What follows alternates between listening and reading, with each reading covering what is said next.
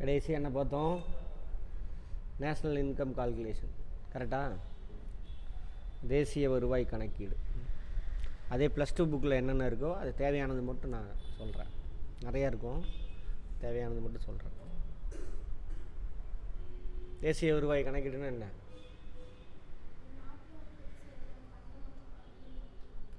சரி, அதுக்கும் தேசிய வருவாயின்றாங்க. தேசிய வருவாய்னா யாரோட வருவாய்? அந்த நாட்டு மக்களோட வருவாய். கரெக்டா? சரி, பண்டம் மற்றும் பணிகள் உற்பத்தி ஆகுதுல்ல,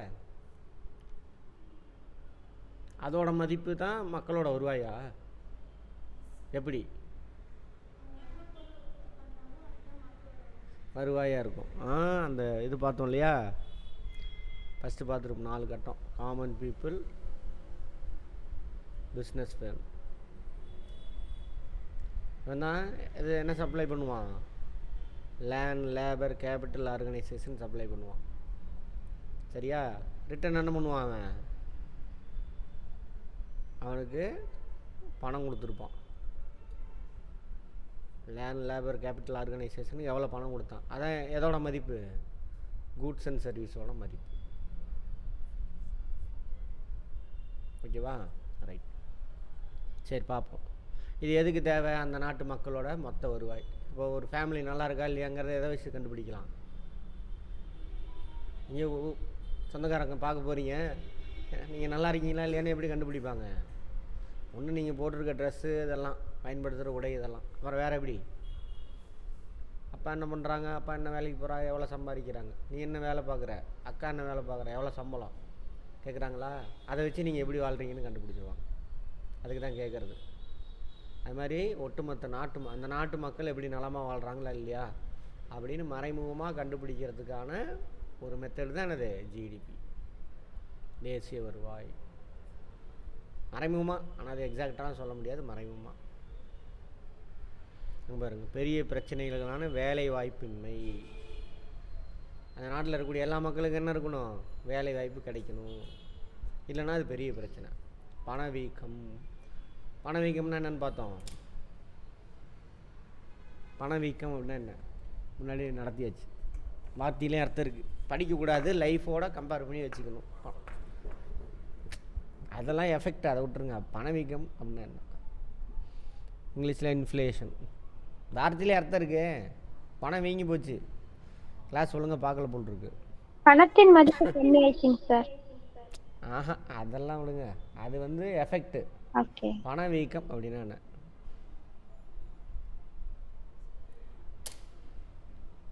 அதெல்லாம் விளைவு. பணத்தோட மதிப்பு குறைஞ்சது, பண்டம் மற்றும் பணியோட மதிப்பு அதிகமாச்சு, அதனால் என்ன விலைவாசி என்ன ஆகும்? அதனால் என்ன ஆகும்? அதிகரிக்கும் சார் விலைவாசி. விலைவாசி அதிகமாகும். சரியா? சரி, இதெல்லாம் எஃபெக்ட். பணவீக்கம்னா என்ன?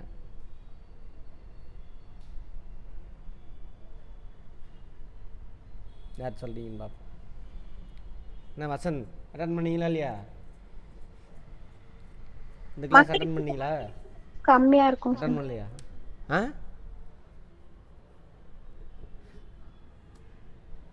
ஒன்றுமே இல்லை. துபாகூர்.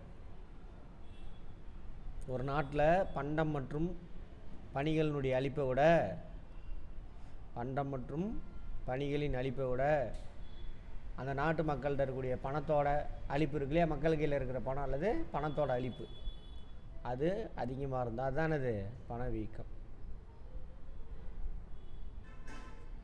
நான் சொல்லியிருப்பேன், எலும்பு வச்சு விரல் எலும்பு இருக்குது, எலும்புக்கு ஏற்ற சதை இருந்தாங்க ஓகே.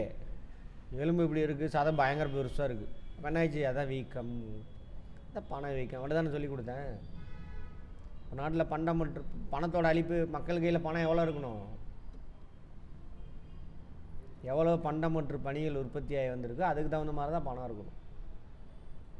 அப்படி இல்லைன்னா என்ன ஆயிரும்? அதுக்கு பேர் பணவீக்கம். அப்போ பணத்தோட மதிப்பு குறைஞ்சி போயிடும். எது அதிகமாக இருக்கோ அதோட மதிப்பு குறைஞ்சிடும், எது கம்மியாக இருக்கோ அதோட மதிப்பு என்னவாகும்? அதிகமாகும். அப்போ இதோட மதிப்பு குறைஞ்சிருச்சா, இதை வச்சு தான் இதை வாங்கணும். இதை வச்சு இதை வாங்குறோம்ல, அதுக்கு பேர் என்னது? விலை. அப்போ இதோட மதிப்பு குறைஞ்சிருச்சுன்னா என்ன பண்ணணும்? நீ பணத்தை அதிகமாக கொடுத்து வாங்கணும். பார்த்தோமா? அதான் சொல்கிறாங்க, பணவீக்க பிரச்சனை அது அரசாங்கம் மெயின்டைன் பண்ணணும். இப்போ கூட பாருங்கள், மினிஸ்டர்லாம் பேசிகிட்டு இருக்காங்க, ஃபினான்ஸ் மினிஸ்டர் நேற்று கூட. ஆமாம், ஜிடிபி வச்சு தான் சொல்லியிருப்பார். கடன் எவ்வளோ வாங்கணும், நிறையா கடன் வாங்கிட்டாங்கன்னு எதிர்க்கட்சி தலைவர் அவரோட இது கேட்குறாரு. அதுக்கு அவர் என்ன பண்ணுறாரு மினிஸ்டர், 25% வரைக்கும் வாங்கலாம், 28% வரைக்கும் வாங்கலாம்னு சொல்லியிருக்காங்க ஃபினான்ஸ் கமிஷன். ஃபினான்ஸ் கமிஷனுங்கிறது என்னது, பாலிட்டிக்ஸு, நிதிக்குழு. தமிழ்நாட்டுக்கு 28% வரைக்கும் வாங்கலாம், நாங்கள் 26 தான் வாங்கியிருக்கோம், கட்டுக்குள் தான் இருக்குது அப்படின்னாரு. எதில் 28%? ஜிடிபியில், நம்ம தமிழ்நாட்டினுடைய ஜிடிபி எவ்வளோ இருக்கோ அதில் 28%.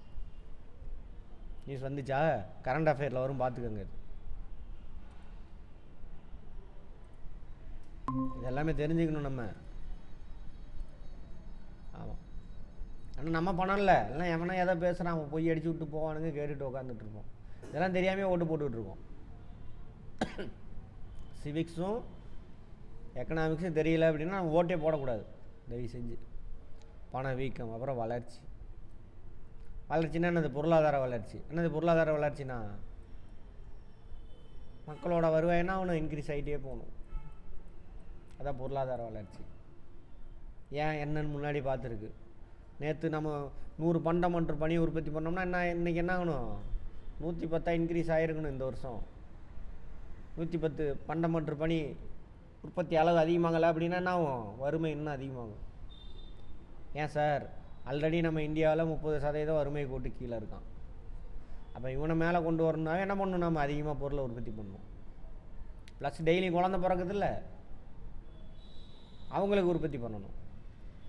அப்போ நேற்று உற்பத்தி செஞ்ச இதே 100 யூனிட் பண்டம் மற்றும் பணி உற்பத்தி பண்ணோம்னா அங்கே என்ன ஆகுது, இன்னும் பிறந்த குழந்தைக்கும் இன்னும் வறுமை அதிகமாக, உணவு உடை இருப்பிடம் கிடைக்காம. சும்மா சிம்பிளாக யோசிங்க, அவ்வளோதான் எக்கனாமிக்ஸ், வேறு ஒன்றுமே கிடையாது. இது ஓகோம்பானுங்க எக்கனாமிக்ஸ்னால், எனக்கு ஆகாதும்பாங்க, ஏன்னா நம்ம மனப்பாடம் பண்ணுறதுனால. ஒவ்வொரு வார்த்தைக்கு அர்த்தத்தை புரிஞ்சுன்னா வேலை முடிஞ்சு போச்சு. ஆகியவற்றை சமாளிப்பதற்காக தயாரிக்கப்பட்ட தவிர்க்க முடியாத தயாரிப்பு தேசிய வருவாய். ஒவ்வொரு வார்த்தைக்கு அர்த்தம் புரிஞ்சுச்சா? ரைட். அது ஜிடிபி வச்சு தான் காலுக்கு. ஜிடிபி இல்லாமல் எதுவுமே சொல்ல மாட்டாங்க. ஜிடிபியில் இவ்வளோங்க, இவ்வளோ ஜிடிபி குரோத்து. போன வருஷம் 100 யூனிட் 100 ஜிடிபி, இந்த வருஷம் 110. இப்போ குரோத் ரேட் எவ்வளவு, 10%ங்க வளர்ச்சி அடையுதுங்க நாடு அப்படிலாம் சொல்லுவாங்க. இந்த ஸ்டேட்மெண்ட்டை சொன்னவர் யார், சாமுவேல்சன், ஒரு எக்கனாமிஸ்ட்டு. ஜிடிபினா என்ன அப்படின்னு சொல்லியிருக்காரு. கேட்பாங்க அந்த ஸ்டேட்மெண்ட்டை கொடுத்துட்டு இதை சொன்னது யாருன்னு கேட்பாங்க. மனப்பாடம் பண்ணிகிட்டு இருக்காதிங்க, அது பார்த்தோன்னா ஞாபகம் வந்துடும். இதெல்லாம் நம்ம பேசின கதை திரும்ப திரும்ப உள்ளே போக வேண்டாம். இலக்கணம் டெஃபினிஷன் கொடுக்குறாங்க. ஆல்ஃப்ரட் மார்ஷல் சொல்கிறார், அவரோட டெஃபினிஷன். இந்த டெஃபினிஷன் யார் சொன்னதுன்னு கேட்கலாம். ஒரு நாட்டில் உள்ள உழைப்பும் முதலும் சேர்ந்து, நம்ம உழைப்பு இல்லைன்னா எதுவுமே நடக்காது. அங்குள்ள இயற்கை வளங்களை பயன்படுத்தி,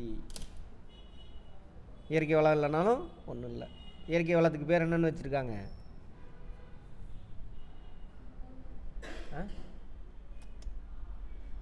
உற்பத்தி காரணிகளில் இயற்கை வளங்களுக்கு என்ன பேர், நிலம். உழைப்பு தனியாக வந்துடுச்சு, முதல் தனியாக வந்துடுச்சு. சரியா? பயன்படுத்தி பண்டங்கள் மற்றும் பணிகளை உற்பத்தி செய்கின்றன. லூசுத்தனமாக போட்டிருக்கானுங்க. பணிகளை உற்பத்தி செய்கின்றன, இங்கிலீஷில் காமிக்கிறாரு.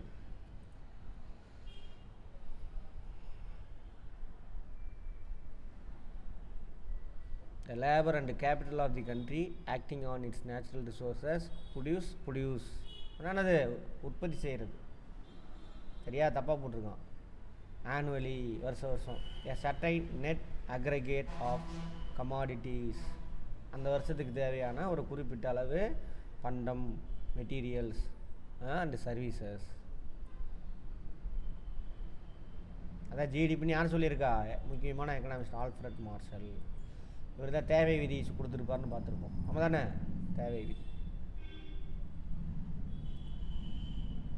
இதுவே நாட்டின் தப்பு, மாற்றிக்கங்க. பண்டம் மற்றும் பணிகளை உற்பத்தி செய்கின்றன.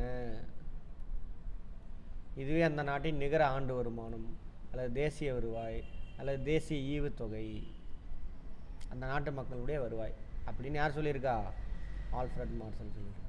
அதே கதை தான் இங்கேயும் வரும். சைமன் குஸ்னட்ஸ் அப்படின்ற அவர் என்ன சொல்கிறாரு, ஒரு ஆண்டில் பொருளாதாரத்தின் உற்பத்தி அமைப்பில், பொருளாதாரம்னா அந்த நாடு, அந்த நாட்டில் இருக்கக்கூடிய எல்லா உற்பத்தி காரணிகள், முதல் நிலை தொழில், இரண்டாம் நிலை தொழில், மூன்றாம் நிலை தொழில் அப்படின்னு பண்டங்களும் பணிகளும் உற்பத்தி செய்யப்பட்டு நிகர வெளியீடாக அவை இறுதி நிலை நுகர்வோரின், அதெல்லாம் எங்கே போய் சேரும், காமன் பீப்புளுக்கு போய் சேரும். பிஸ்னஸ் இவன் உற்பத்தி அந்த ஃபஸ்ட் நாள்லேருந்து கரெக்டாக அட்டன் பண்ணியிருந்தீங்கன்னா இது ஈஸி அப்படி நம்ம பார்த்தது தான் ரீகால் ஆகுது. ஸ்டேட்மெண்ட்டு தான் வேறு. இவன் உற்பத்தி பண்ணக்கூடிய கூட்ஸ் அண்ட் சர்வீசஸ் எங்கே போய் சேரும், இவனுக்கு போய் சேரும். அதோட மதிப்பு அதான் யாரோட வருவாய், இவனோட வருவாய்.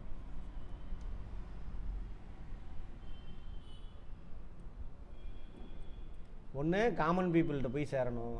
அப்படி இல்லை அப்படின்னாங்க, இப்போ ஒரு ஃபேக்ட்ரி கட்டுறாங்கன்னு வச்சுக்கோங்க, ஃபேக்ட்ரி காமன் பீப்புள்கிட்ட போய் சேருமா, அது வந்து எதில் போய் சேர்ந்துடும், மூலதன பொருளாக மாறிடும். ஒரு மெஷின் தயாரிக்கிறான், அந்த மெஷின் தயாரிக்கிறதுக்கான செலவு யார் கையில் தான் போய் சேரும், மக்கள்கிட்ட தான் போய் சேரும். பணம் வந்து மக்கள்கிட்ட போய் சேரும், மெஷினும் அந்த ஃபேக்ட்ரி எங்கே போய் நிற்கும், மூலதனமாக மாறி நிற்கும். சரியா, மூலதனம்னா என்னென்னு நான் டெஃபினிஷன் அன்றைக்கி கொடுத்துருப்பேன். தேசிய வருவாயின் அடிப்படை கருத்துக்கள் அதே தான், நம்ம எல்லாமே பார்த்தது தான் இருக்கா. ஜிடிபி, ஜிஎன்பி, என்என்பி இது எல்லாமே இதில் எந்த ப்ரைஸில் கால்குலேட் பண்ணுவாங்க, மார்க்கெட் ப்ரைஸில் பார்த்துட்டோம் அன்றைக்கி. ஒரே நாளில் அடுத்ததுலேருந்து என்ன பண்ணும், என்என்பி அட் ஃபேக்டார் காஸ்ட். நான் ஜஸ்ட் என்ன பண்ணுறேன், அந்த வார்த்தைக்கு என்ன அர்த்தம் முன்னாடி பார்த்தாச்சு, நீங்களே சொல்லலாம். இப்போ ரீகால் தான் பண்ணுறோம். Personal disposable income, personal disposable income, அப்புறம் per capita income, real income. அதானே சார் ரியல் இன்கம் ரொம்ப முக்கியமானது. அதை நீங்கள் நடத்தி முடிக்கும் பொழுதே சொல்லியிருப்பேன். அப்புறம் நம்ம ரியல் இன்கம், அதேமாதிரி market price, constant price, current price constant price, இதை வச்சு பண்ணுறது அது. அப்புறம் ஜிடிபி குறைப்பான், டீஃப்ளேட்டர், ஜிடிபி டீஃப்ளேட்டர் என்னென்னு பார்ப்போம். இதெல்லாம் தெரிஞ்சுக்குவோம். இப்போ இந்த 2 கான்செப்டை தெரிஞ்சுக்குவோம். பழசை அப்படியே ரீகால் பண்ண போகிறோம். இங்கே ஏதாவது அதையே விஷயத்தை வேறு மாதிரி சொல்லியிருப்பான். நீ அவன் எப்படி கேட்டாலும் ஆன்சர் பண்ணுற மாதிரி ரெடியாக வரீங்க. ஜிடிபின்னா என்ன,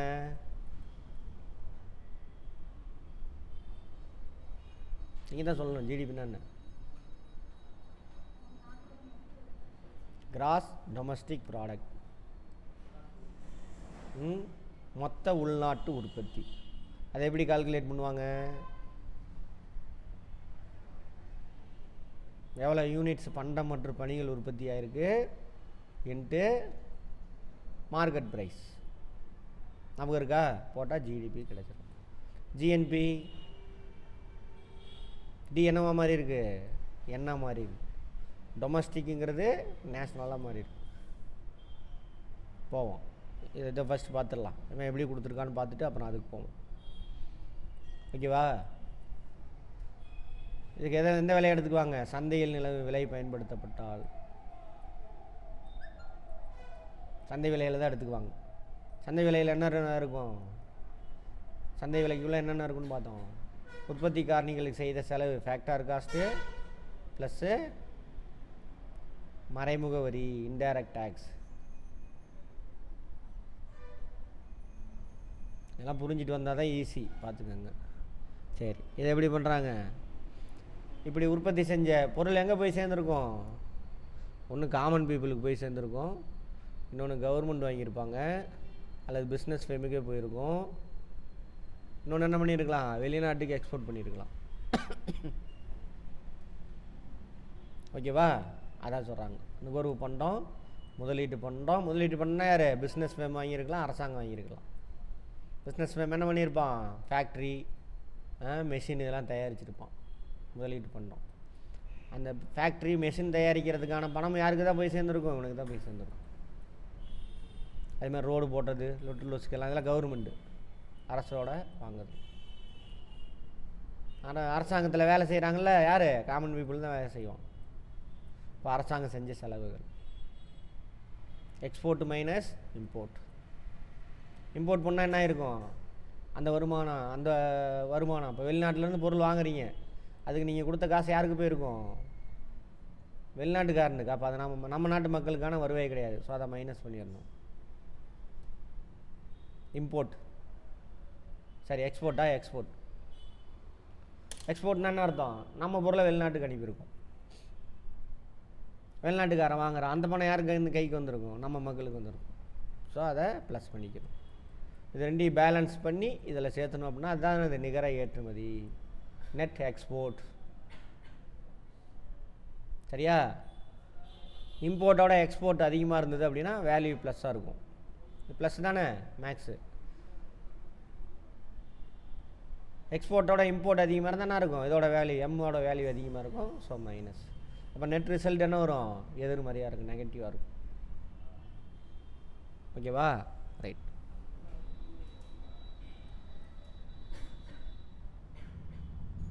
அடுத்தது என்டிபி என்னவா மாதிரி இருக்கு? கிராஸுங்கிறது நெட்டாக மாறிடுச்சு. அப்படின்னா என்னன்னு பார்த்தோம்? Very good. தேய்மானம், டெப்ரிசியேஷன், ரீகால். இது புரிஞ்சிட்டு வந்திருந்தீங்கன்னா ரீகால் ஆயிரும். Net domestic product, GDP minus depreciation,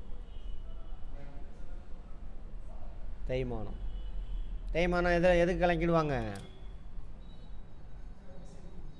machineries, capital goods. ஆனால் அதோட வேல்யூ வேணால் அவன் பயன்படுத்த குறைஞ்சிக்கிட்டே போகும். Very good. இங்கே போட்டுருங்க. ஒரு நாட்டில் உள்ள சில முதலீட்டு கருவிகள் உற்பத்தி செய்யும் பொழுது தேய்மானம் அடையலாம். இல்லை, தேய்மானம் அடையும் கட்டாயம். பழுதாகி போகலாம், பயனற்று போகலாம். உற்பத்தி கருவின்னு மட்டும் சொல்லிட்டான். கருவி மட்டும் கிடையாது, மெஷினு, காரு, லாரி, ரோடுலாம் போடுறாங்கள்ல, அதோட மதிப்பு என்ன ஆயிரும்? குறைஞ்சி போயிடும். பில்டிங்கோட மதிப்பு குறையலாம். லேண்டோட வேல்யூ அதிகமாகலாம், அதை விட்டுருங்க. பில்டிங்கோட மதிப்பு குறையும். தேய்மானத்தின் மதிப்பை ஜிடிபியிலிருந்து கழித்து விட்டால் என்டிபி கிடைக்கும். ஓகேவா? +2 புக்கில் இருக்குது. ஆமாம், +2. நிகர உள்நாட்டு உற்பத்தி ஈக்குவல் டு ஜிடிபி மைனஸ் தேய்மானம். மொத்த தேசிய உற்பத்தி. என்ன பண்ணிட்டான்? கிராஸ் அப்படியே வச்சாச்சு. ஜிடிபி எடுத்துக்கிட்டு எதை கழிக்கணும்? Net factor income from abroad, நிகர அயல்நாட்டிலிருந்து பெறப்பட்ட வருவாய்.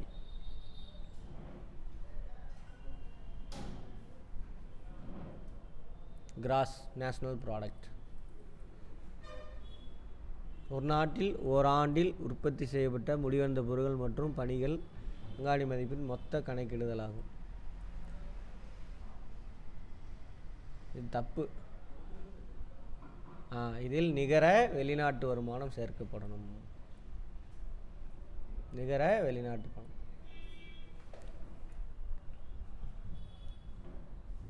நம்ம பேசினதான் அவன் தப்பாக போட்டு குழப்பி விட்டுருக்கான்.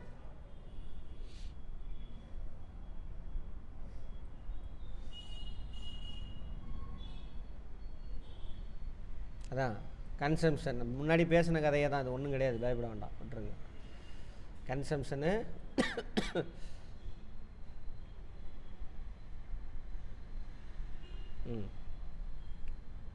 இது ஜிடிபி. இது வரைக்கும் ஜிடிபி பழைய கதை. ப்ளஸ் அது கூட எதை எடுத்துக்கிறாங்க? வெளிநாட்டுக்காரன் வாங்கிட்டு போனதை மைனஸ் பண்ணணும், பி. அது மாதிரி வெளிநாட்டில் நம்ம நாட்டுக்காரன், அதாவது எக்ஸ்போர்ட் இம்போர்ட் இதில் வந்துடும். அது இல்லாமல் வெளிநாட்டுக்காரன் நம்ம ஊரில் வந்து வேலை செய்வாங்க, அவங்களுக்கு வருமானம் கொடுத்துருப்போம்ல, ஸோ அதை மைனஸ் பண்ணணும். அது மாதிரி நம்ம ஆளுங்க வெளிநாட்டில் போய் வேலை செய்கிறான்ல, பணம் வாங்கிட்டு வந்திருப்பான்ல, அதை என்ன பண்ணணும்? ப்ளஸ் பண்ணணும். அதான் நிகர வெளிநாட்டு வருவாய், நெட் இன்கம் ஃப்ரம் அப்ராட் இங்கிலீஷில். நமக்கு இருக்கா? ரைட். இது ஜிடிபி. அவ்வளோதான். போட்டு உங்களை குழப்பி எடுக்கிறானுங்க. தேவையே இல்லை, குழப்பவே தேவையில்லை. இது ஜிடிபிலே வந்துருச்சு இதெல்லாம். இது மட்டும் போட்டோம்னா என்ன வந்துடும்? டிங்கிறது என்னவா மாறிடும்? நேஷ்னலாக மாறிடும். டொமஸ்டிக்குங்கிறது நேஷ்னலாக மாறிடும். பார்த்தோமா? டொமஸ்டிக்னா நம்ம நாட்டுக்குள்ளே மட்டும் அந்த வருவாய். வெளிநாட்டுக்காரன் சம்பாரித்தது இருக்கும் நம்ம நாட்டுக்குள்ளேருந்து. அதே மாதிரி வெளிநாட்டில் நம்ம ஆளுங்க சம்பாரித்தது இதில் வராது. அந்த ஜிடிபி அப்படியே எடுத்துக்கிட்டு வெளிநாட்டுக்காரன் நம்ம ஊர் நாட்டிலேருந்து சம்பாரிச்சான்ல அதை மைனஸ் பண்ணிடணும். நம்ம ஆளுங்க வெளிநாட்டுக்கு போய் அங்கேருந்து சம்பாரிச்சிங்க அனுப்புனால அதை நம்ம ஒன்று ப்ளஸ் பண்ணணும். அப்போ டொமஸ்டிக்குங்கிறது என்னவா மாறிடும்? நேஷ்னலாக மாறிடும். வெளியிலையா? அவ்வளோதான். அங்கே பாருங்க பலவலன்னு பேசிட்டுப்பான், ஒன்றும் கிடையாது. சந்தை விலையில் ஜிஎன்பி, சந்தை விலையில் ஜிடிபி ப்ளஸ்ஸு வெளிநாட்டிலேருந்து கிடைக்கும் நிகர வருவாய். ஓகேவா? இது கிடச்சதுக்கப்புறம் இதில் டெப்ரிசியேஷன் மைனஸ் பண்ணிட்டீங்கன்னா என்ன கிடச்சிடாது? என்என்பி அட் மார்க்கெட் ப்ரைஸாக மாறிடும்.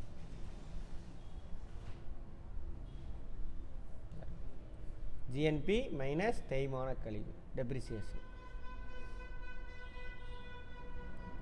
சரியா? NNP at market price.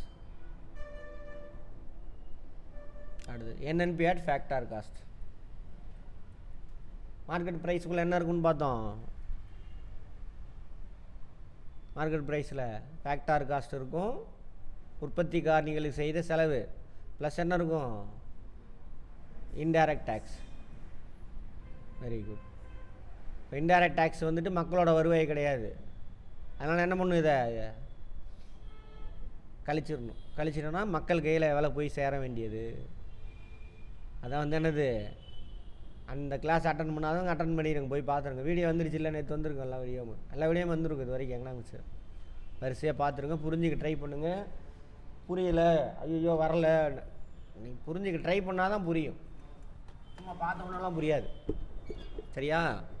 ஆமாம். ஏன்னா இதெல்லாம் நம்ம பழக்கப்படலை. நம்ம முன்னோர்கள் இது வரைக்கும் நம்ம முன்னோர்கள் நமக்கு கற்றுக் கொடுத்த அறிவு ஒரு 1500 வருஷத்துக்கு முன்னாடி என்ன அறிவு அதை மட்டும் தான் கற்றுக் கொடுத்துருக்காங்க, கற்றுக்கிட்டு இருக்கோம்.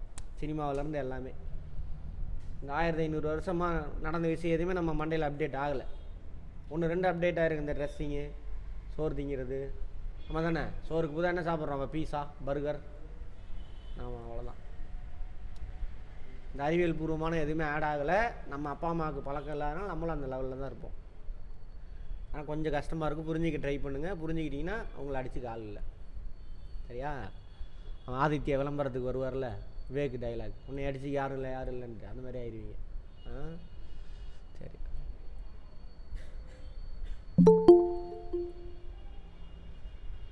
எக்கனாமிக்ஸ் ரொம்ப ரொம்ப முக்கியம். நம்ம பணத்தை யார் கையாளுறா? அரசாங்கத்தில் உட்கார வச்சுருக்கோம் நம்மளோட பிரதிநிதிகள். அந்த பணத்தை திரும்ப நமக்காக ஒர்க் பண்ணணும். சரியா? அதுக்கு ப்ராப்பராக நடக்குதா இல்லையானா என்ன பண்ணணும்? இதெல்லாம் தெரிஞ்சிருந்தால் தான். எல்லாம் ஏமாற்றிட்டு போயிட்டே இருப்பானுங்க போய் சொல்லிட்டு.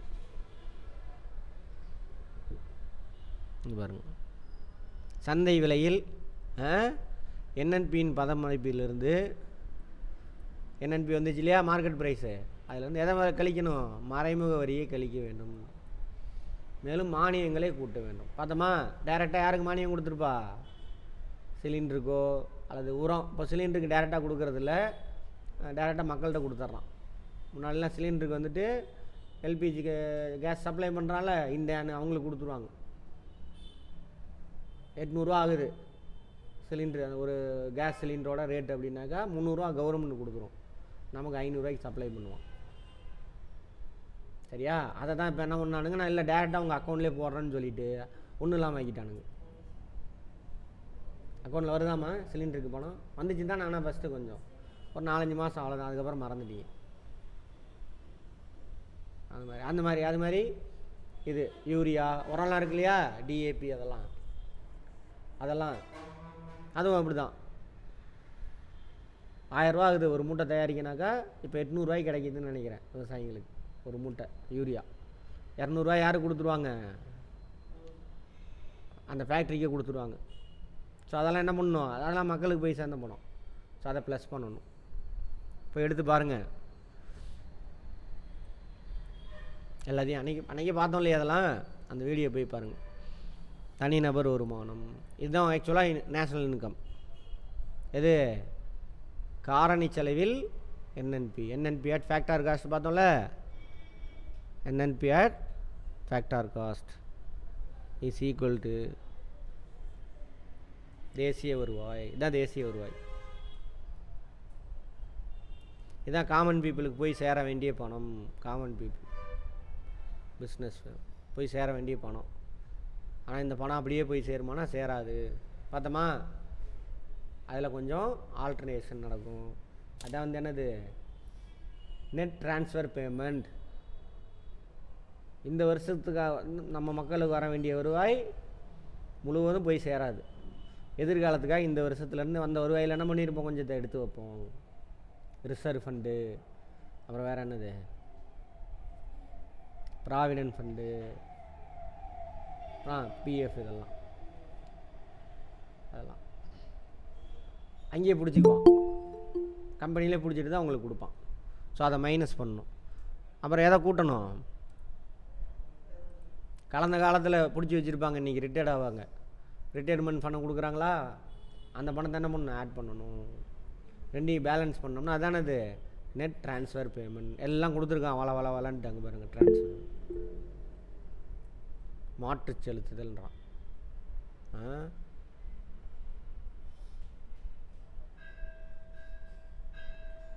பென்ஷன் அதில் அடங்குதா? சரி, சரி. பென்ஷன் உங்களுக்கு பணம் எடுத்து வச்சு கொடுப்பாங்க, அந்த மாதிரி பென்ஷனையும் சேர்த்திக்கிட்டாங்க. பங்களிக்கப்படாத கார்ப்பரேட் லாபம். கம்பெனிஸ்லாம் இருக்காங்களே, பிஸ்னஸ் ஃபேம், ரிசர்வ் ஃபண்டுன்னு எடுத்து வைப்பாங்கன்னு பார்த்தோம்ல, அதான் பங்களிக்கப்படாது. லாபத்தை எல்லாத்தையும் யாருக்கு பிரித்து கொடுக்கணும், ஓனருக்கு, காமன் பீப்புளுக்கு பிரித்து கொடுக்கணும். பிஸ்னஸ் ஃபேம் அதில் கொஞ்சத்தை என்ன பண்ணும், எடுத்து வச்சுட்டு கொடுக்க மாட்டான். ஸோ அதெல்லாம் மைனஸ் பண்ணணும்.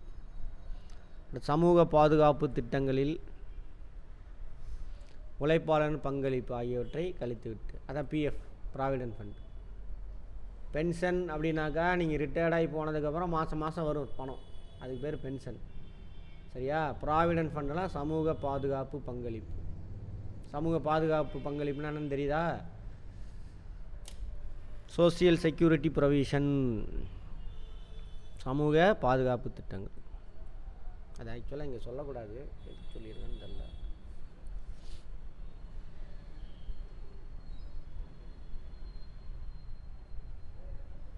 சரி, ப்ராவிடென்ட் ஃபண்டு உனக்காக பிடிச்சி வச்சுருப்பாங்க. ஏன் பிடிச்சி வச்சு தரான் அப்படின்னாக்கா, நீங்கள் வேலையெல்லாம் முடிச்சுட்டு ரிட்டையர்ட் ஆகி வீட்டுக்கு போகும்போது சும்மா வெறுங்கையோட போனால் என்ன ஆகாது, உங்கள் வீட்டு நாய் மட்டும் தான் வாழாட்டும், எவனும் மதிக்க மாட்டான். ஏழை சொல் அம்பலம் வேறாதுன்னு சொல்லுவார், பெரியார் சொல்லியிருப்பார். பணம் இல்லைன்னா அவ்வளோதான், குழந்தை கூட மதிக்காது, போயிடும். அப்போ நீ பணம் இல்லாமல் நீ எதை எடுத்து கொடுத்தாலும் உன்னை மதிக்க மாட்டான். நிறைய பின்னாடி பணம் செயின்லாம் போட்டு ஒரு ரூபாய் போடுங்களே, ஆமாம் உன்ட்ட காசே இல்லை, சரி பாவண்டா ஒரு சாப்பாடு வாங்கி கொடுக்கலாம், 50 ரூபா செலவு பண்ணுவீங்க, உன்னை மதிக்க மாட்டான். பணக்காரன் முன்னாடி தான் போடும் இந்த சமூகம், அந்த மாதிரி. ஸோ அந்த சமூகத்துக்கிட்டே இருந்து என்ன பண்ணுறாங்க, பாதுகாப்பு கொடுக்குறாங்க. அதுக்காக ஒரு தொகை உன்னோட வருவாயிலேருந்து இந்த வருஷத்துக்கு எடுத்து வச்சு, வருஷம் எடுத்து வச்சு ரிட்டையர்ட் ஆகும்பொழுது கொடுத்து அனுப்புவாங்க, பல்காக ஒரு அமௌண்ட். அதை எடுத்துகிட்டு போய் ஒழுங்காக அவன் அக்கௌண்ட்டில் போட்டு வச்சுக்கிட்டு சாவர வரைக்கும் வச்சுருந்தானா தப்பிச்சிக்குவான். சரியா?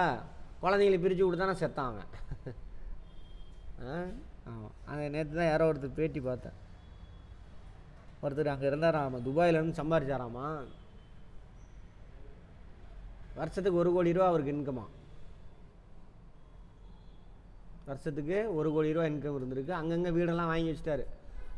எதுவுமே அவர் பேரில் வச்சுக்கல, எல்லாத்தையும் அவங்க பசங்க பேரில் கொடுத்துட்டாரு. அவர்கிட்ட வேலை செஞ்சவர் கால் பண்ணுறாராம்மா, இவர் திருச்சியில் ஒரு வாடகை வீட்டில் இருக்காராம்மா. அப்போது அவர் கால் பண்ணி, இந்த மாதிரி மனோகர் நான் தான் பேசுகிறேன் அப்படின்னா, ஐயா சொல்லுங்கள் அப்படின்னோடனே, ஒரு 5000 ரூபா எனக்கு கடனாக கிடைக்குமான்னு கேட்டாராம்மா. புரியுதா? அந்த அளவுக்கு. இன்னும் கொஞ்சம் தள்ளி வாங்க. அப்போ சமூகம் என்ன பண்ணாது, உங்களை மதிக்காது. அதுக்காக சமூகத்துக்கிட்ட இருந்து உங்களை பாதுகாக்கிறதுக்காக அந்த பிஎஃப் அதெல்லாம் பிடிச்சி வைக்கிறாங்க. அதனால தானது சமூக பாதுகாப்பு திட்டங்கள். ஆக்சுவலாக அதை இங்கே சேர்க்கக்கூடாது. ரைட், சரி. அதான் பிஎஃப், அதை அப்படி வச்சுக்கோங்க. தேசிய வருமானம், அதாவது என்என்பி அட் ஃபேக்டர் காஸ்ட், அதான் தேசிய வருமானம். என்என்பி அட் ஃபேக்டர் காஸ்ட், அதான் தேசிய வருமானம். அந்த வீடியோ போய் பார்த்துருங்க, டீட்டெயிலில் நடத்திட்டு பொறுமையாக. இது ரிவிஷன் தான். மற்றும் ரிசர்வ் ஃபண்ட்லாம் இருக்கான் இல்லையா, அது. அப்புறம் அதை மைனஸ் பண்ணணும், இந்த வருஷம் பிடிச்சதை மைனஸ் பண்ணணும். அப்புறம் இதுக்கு முன்னாடி உள்ளதை என்ன பண்ணணும், இந்த வருஷம் கொடுத்து அனுப்புவாங்க. ரிட்டையர்ட் ஆகி போகிறவன்லாம் பணத்தை கொடுத்து அனுப்பியிருப்பாங்க. ஸோ அதை என்ன பண்ணணும், ப்ளஸ் பண்ணிக்கணும். சரியா? ரைட். அதை இப்படி போடலாம். அப்படி இல்லை என்ன பண்ணுவாங்க, ப்ளஸ் மாற்று செலுத்தல்கள், ட்ரான்ஸ்ஃபர் பேமெண்ட், இது ரெண்டையும் தனியாக பேலன்ஸ் பண்ணி இந்த வருஷம் பிடிச்சதை மைனஸ் பண்ணிவிட்டு போன வருஷம் பிடிச்சதை இந்த வருஷம் கொடுத்துருப்பாங்க, அதை ப்ளஸ் பண்ணி பேலன்ஸ் பண்ணோம்னா ஒரே டைமில் போட்டலாம். மாற்று செலுத்தல்கள், நெட் மாற்று செலுத்தல்கள், நிகர மாற்று செலுத்தல், நெட் ட்ரான்ஸ்ஃபர் பேமெண்ட், நிகர மாற்று செலுத்தல்கள். அடுத்தது அதுதான் அவங்க கைக்கு வந்து சேர்ந்துருக்கும், காமன் பீப்புள் கைக்கு. ஓகேவா? Common people business NNP at factor cost இவங்களுக்கு போய் சேர வேண்டியது, ஆனால் போய் சேராது. கொஞ்சம் பிடித்தம் அது கொஞ்சம் ஆட் ஆனது எல்லாருக்கும். ஸோ அதெல்லாம் பேலன்ஸ் பண்ணோம்னா என்ன கிடைக்கும், பர்சனல் இன்கம். இவங்களுக்கு போய் சேர்ந்துருச்சு. போய் சேர்ந்தவொன்னே அது எல்லாத்தையும் அவன் செலவு பண்ண முடியாது. அரசாங்கத்துக்கு என்ன பண்ணுவன், டைரக்ட் டேக்ஸ் கட்டுவான். ஸோ அதை மைனஸ் பண்ணும். அரசாங்க மக்களுக்காக என்ன பண்ணும், சமூக பாதுகாப்புக்காக இவனுக்கு கொஞ்சம் செலவு பண்ணியிருக்கும். ஸ்காலர்ஷிப்பு, பெண்களுக்கு மானியம் எல்லாம் கொடுக்குறாங்களா, மாதம் 1000 ரூபா, அதெல்லாம் வந்து சேருதா? உழைப்பு எல்லாம் வந்து சேருதா? இலவச பஸ் பாஸு எல்லாம் இருக்கா? அதேமாதிரி ஸ்காலர்ஷிப் ஸ்கூல் காலேஜ் படிக்கிற பசங்களுக்கெல்லாம் வந்து சேர்ந்துருக்கா?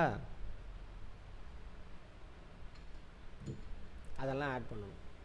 ஆக்சுவலாக இதை தான் சோசியல் செக்யூரிட்டி ப்ரொவிஷன் சொல்லணும். அவன் தப்பாக அங்கே போட்டான். பரவாயில்ல, ஓகே. இங்கிலீஷில் பார்ப்போம்.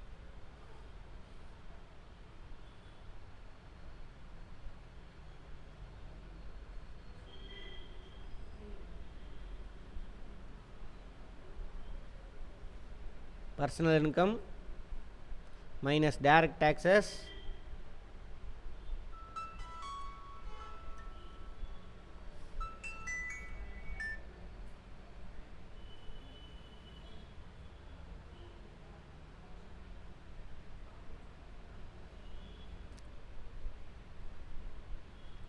தப்பாக தான் போட்டிருக்காங்க.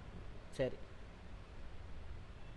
அப்போது டிஸ்போசபிள் இன்கம் டைரக்ட் டேக்ஸை மைனஸ் பண்ணிடணும். ப்ளஸ்ஸு அரசாங்கம் அவனுக்கு கொடுத்துருந்த நெட் சோசியல் இந்த மாதிரி பென்ஷன் மானியம் அதெல்லாம் என்ன பண்ணணும், டேரெக்டாக கொடுத்துருப்பாங்க இல்லையா மக்களுக்கு, அதெல்லாம் ஆட் பண்ணிக்கணும். ஆக்சுவலாக ஒரிஜினல் ஃபார்முலா இதுதான். Personal income plus net social security provision, net social security provision. இதில் என்ன நடங்கும், டைரக்ட் டேக்ஸஸை மைனஸ் பண்ணணும், மைனஸ் டைரக்ட் டேக்ஸஸ் ப்ளஸ்ஸு அரசாங்கம் கொடுத்த மானியம்லாம் இருக்குல்ல, மானியத்துக்கு இங்கிலீஷில் என்ன சொல்லுவாங்க, சப்சிடிஸ் மக்களுக்கு கொடுத்துருப்பாங்க, அதை ஆட் பண்ணணும். அதை வந்து என்னது, பர்சனல் டிஸ்போசபிள் இன்கம். இந்த பணத்தை தான் நீங்கள் என்ன பண்ணலாம், உங்கள் இஷ்டத்துக்கு செலவு செய்யலாம், என்ன வேணாலும் பண்ணலாம். செலவு செய்யாமல் என்ன பண்ணலாம், சேவிங்ஸ் எடுத்து வச்சுக்கலாம், சேவிங்ஸ் எடுத்து வச்சுக்கலாம். ஓகேவா? ஆமாம். So personal disposable income is equal to total expenditure, செலவு நீங்கள் செஞ்ச செலவுகள் ப்ளஸ் சேவிங்ஸ். சேவிங்ஸ் ரொம்ப ரொம்ப முக்கியம், பார்த்துருப்போம். எதுக்கு முக்கியம் சேவிங்ஸு? மக்கள் சேமிக்கிறது எங்கே போய் வைப்பீங்க?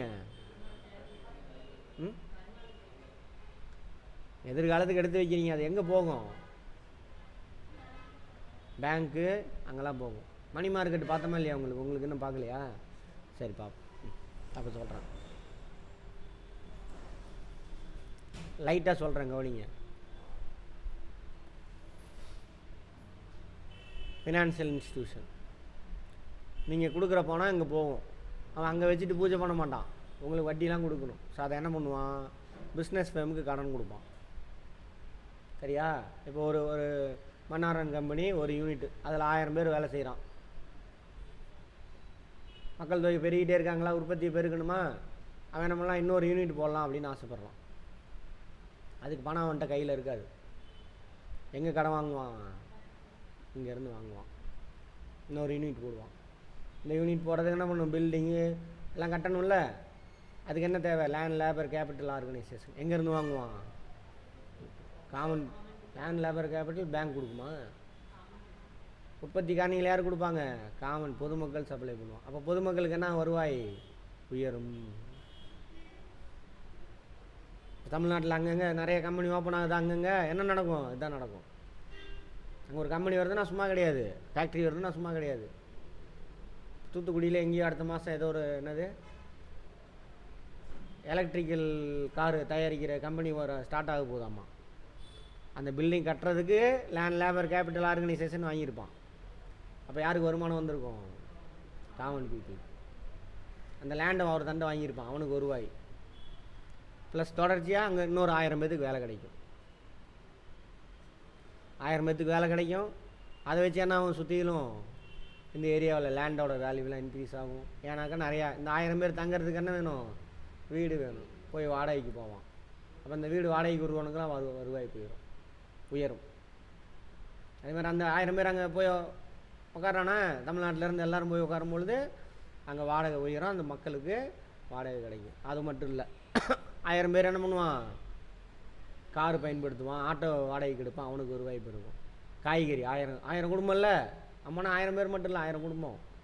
1000 குடும்பத்துக்கு என்ன தேவை? காய்கறி வியாபாரம் அங்கே பெருகும். அந்த தொழிலாளர்களுக்கு வருமானம் பெருகும். அப்புறம் வீட்டு வேலைக்கு ஆள் கூப்பிடுவீங்க, அவங்களுக்கு வருமானம். அப்படி என்ன அந்த ஏரியா பொருளாதாரம் வளர்ச்சி அடையும். இதுதான் பொருளாதார வளர்ச்சி. புரிஞ்சதா? ஃபேக்ட்ரி வருது, ஐயோ அப்புறம் பூவாவும் வேணும், உற்பத்தியும் பெருக்கக்கூடாதுன்னு என்ன பண்ணுறது? பூமான் மேலே இருந்தால் கூட்டம் ஆமகரி.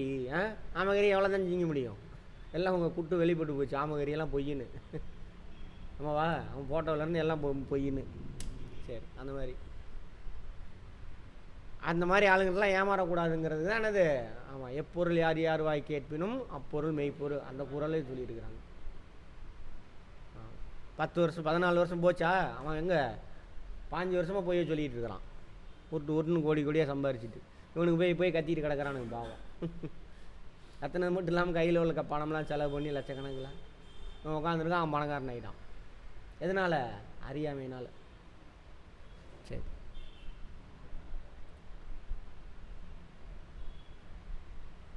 அதாங்க போட்டுருக்குவாங்க. என்என்பிஆர் ஃபேக்டர் காசு ரொம்ப சாதாரண விஷயம். அதெல்லாம் வந்தாச்சா? பர்சனலுங்க பர்சனல் டிஸ்போசபிள். செலவிடக்கூடிய வருமானம், தனிநபர் வருமானம் மைனஸ் நேர்முக வரி ப்ளஸ் அதையும் சேர்த்திக்கணும்.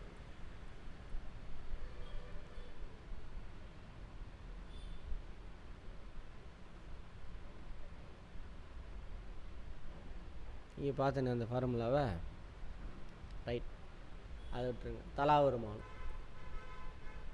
ஒரு ஆளுக்கு. பர்சனல் இன்கம்னாக்கா ஒட்டுமொத்த மக்களுக்கு போய் சேர்ந்த பணம், 130 கோடி மக்களுக்கு போய் சேர்ந்த பணம் தானே இது பர்சனல் இன்கம். இது தனிநபர்னோன்னா நம்ம ஒரு ஆள் நினச்சிக்குவோம். 140 கோடி மக்களுக்கு போய் சேர்ந்த பணம் இது பர்சனல் இன்கம். பர் கேபிட்டா இன்கம்னா ஒரு தலைக்கு எவ்வளோ வருமானம், ஒரு ஆளுக்கு எவ்வளோ வருமானம் வந்துச்சு. அப்போ டோட்டல் இன்கம், நேஷ்னல் இன்கம் இருக்கு இல்லையா, அதான் தேசிய வருவாய். டோட்டலாக நேஷ்னல் இன்கம் எவ்வளவு divided by total population.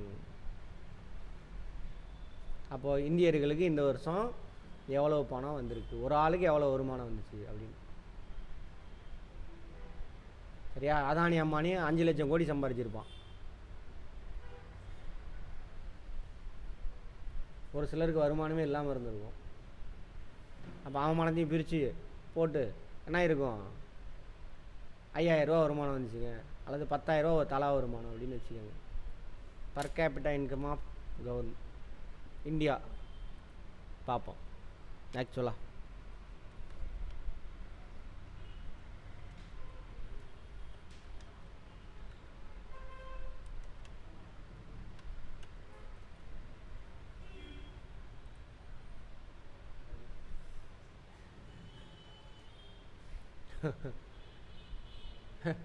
Per capita income எவ்வளோவாமா?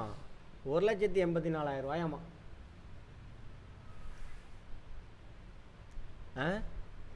எப்போ? ஆமாம், 2024 around India's per capita income in 2024 was estimated to be around 1,84,000. உங்களுக்கெல்லாம் அவ்வளோ வருமானம் வந்துச்சு உங்கள் வீட்டுக்கெலாம்? 1,84,000 ருபீஸ் வருஷத்துக்கு சேர்த்து சொல்கிறாங்க. வரும் போட்டால் வந்துடும். பட் மாதம் வெறும் 1000 வாங்கிட்டு சாப்பிட்றவங்களாம் இருக்கான். மாதம் 1000ரூவானா எவ்வளவு? மாதம் 5000ரூவா சம்பாதிக்கிறா இருப்பான். அப்போ வருஷத்துக்கு எவ்வளோ வருமானம்? 50,000-60,000 அப்போ பணம் நிறைய சம்பாதிச்சாலும் அதானி அம்மானி அதெல்லாம் பேலன்ஸ் ஆகி வந்துடும். ஆவரேஜ்னு என்னென்னு மேக்ஸில் பார்த்துருப்போம். அதை புரிஞ்சுட்டு அது புரியும் உங்களுக்கு. சரி விட்டுருங்க. அப்போ தப்பாக கணக்கும். அதனால தான் இதை அடிக்கிறதுக்கு தான் புதுசாக வந்தது என்னது, ஹியூமன் டெவலப்மெண்ட் இண்டெக்ஸ்னு பார்த்தோமா 10th புக்கில். மனித வள மேம்பாட்டு குறியீடு யார் வெளியிடுவாங்க ஒவ்வொரு வருஷமும்? யூஎன்டிபி. எல்லாமே கேள்வி பார்த்துக்கோங்க, நியூஸில் வரும். பட்ஜெட் தாக்கல் பண்ணுறாங்க பார்த்துக்கோங்க. எத்தனாந்தேதி ஒன்றிய அரசாங்கம் தாக்கல் பண்ணுறாங்க? February 1ன்னு நினைக்கிறேன். ஆமாம் பாருங்கள், அதை பற்றி தான் அடுத்து பார்க்க போகிறோம். இப்போ அடுத்த கிளாஸ் அதுதான். அதில் இந்த கதையெல்லாம் விடுவாங்க நிறையா, என்னென்ன கதை அப்படின்னு பார்த்துக்குவோம். சரி, தலா வருமானத்துக்கான ஃபார்முலா தேசிய வருமானம் டிவைடட் பை மொத்த மக்கள் தொகை.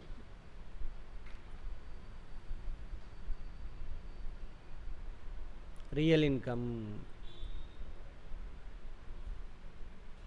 ரியல் இன்கம்னா என்னன்னு பார்த்தோம்.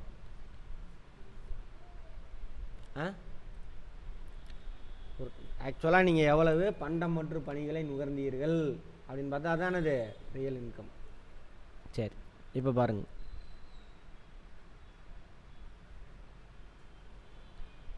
போன வருஷம் நம்ம இந்தியாவில் 100 unit goods and services production ஆகிருக்கு. ஓகேவா? எல்லா பொருளுக்கும் விலை, எல்லா பொருளையும் சேர்த்து சொல்கிறேன். விவசாய நெல்லுலேருந்து பெரிய காரு, ஃபேக்ட்ரி, மெஷின் தயாரித்தது வரைக்கும் எல்லாத்தையும் சேர்த்து சொல்கிறேன். 100 யூனிட் ப்ரொடக்ஷன் ஆகிருக்கு. Goods and service production of goods and service.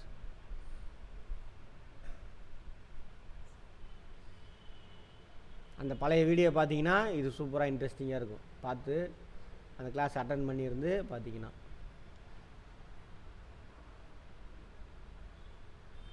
Price, விலை எவ்வளோ சார் அப்படின்னா எல்லாத்தையும் சேர்த்து ஒரு புரியறதுக்காக சொல்கிறேன்.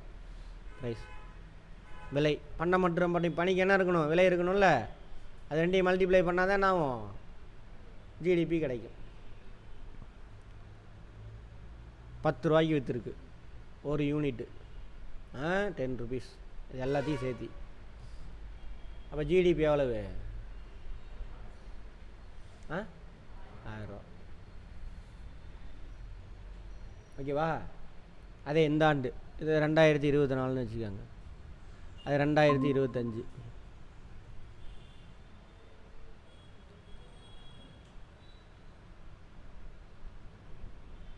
அதே 100 யூனிட் ப்ரொடக்ஷன் ஆகிருக்கு.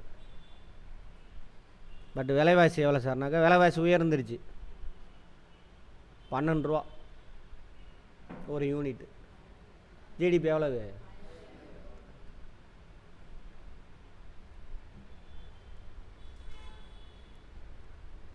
உண்மையான வருமானம் இது பண்டம் மற்றும் பணி. இதில் ஏதாவது உயர்ந்துச்சா? அதே பேலன்ஸ் தான். ஆனால் நமக்கு எப்படி காட்டுது? வெளியில் ஏதோ பொருளாதாரம் வளர்ச்சி அடைஞ்ச மாதிரி காட்டுது. எதனால்? விலைவாசி உயர்வுனால.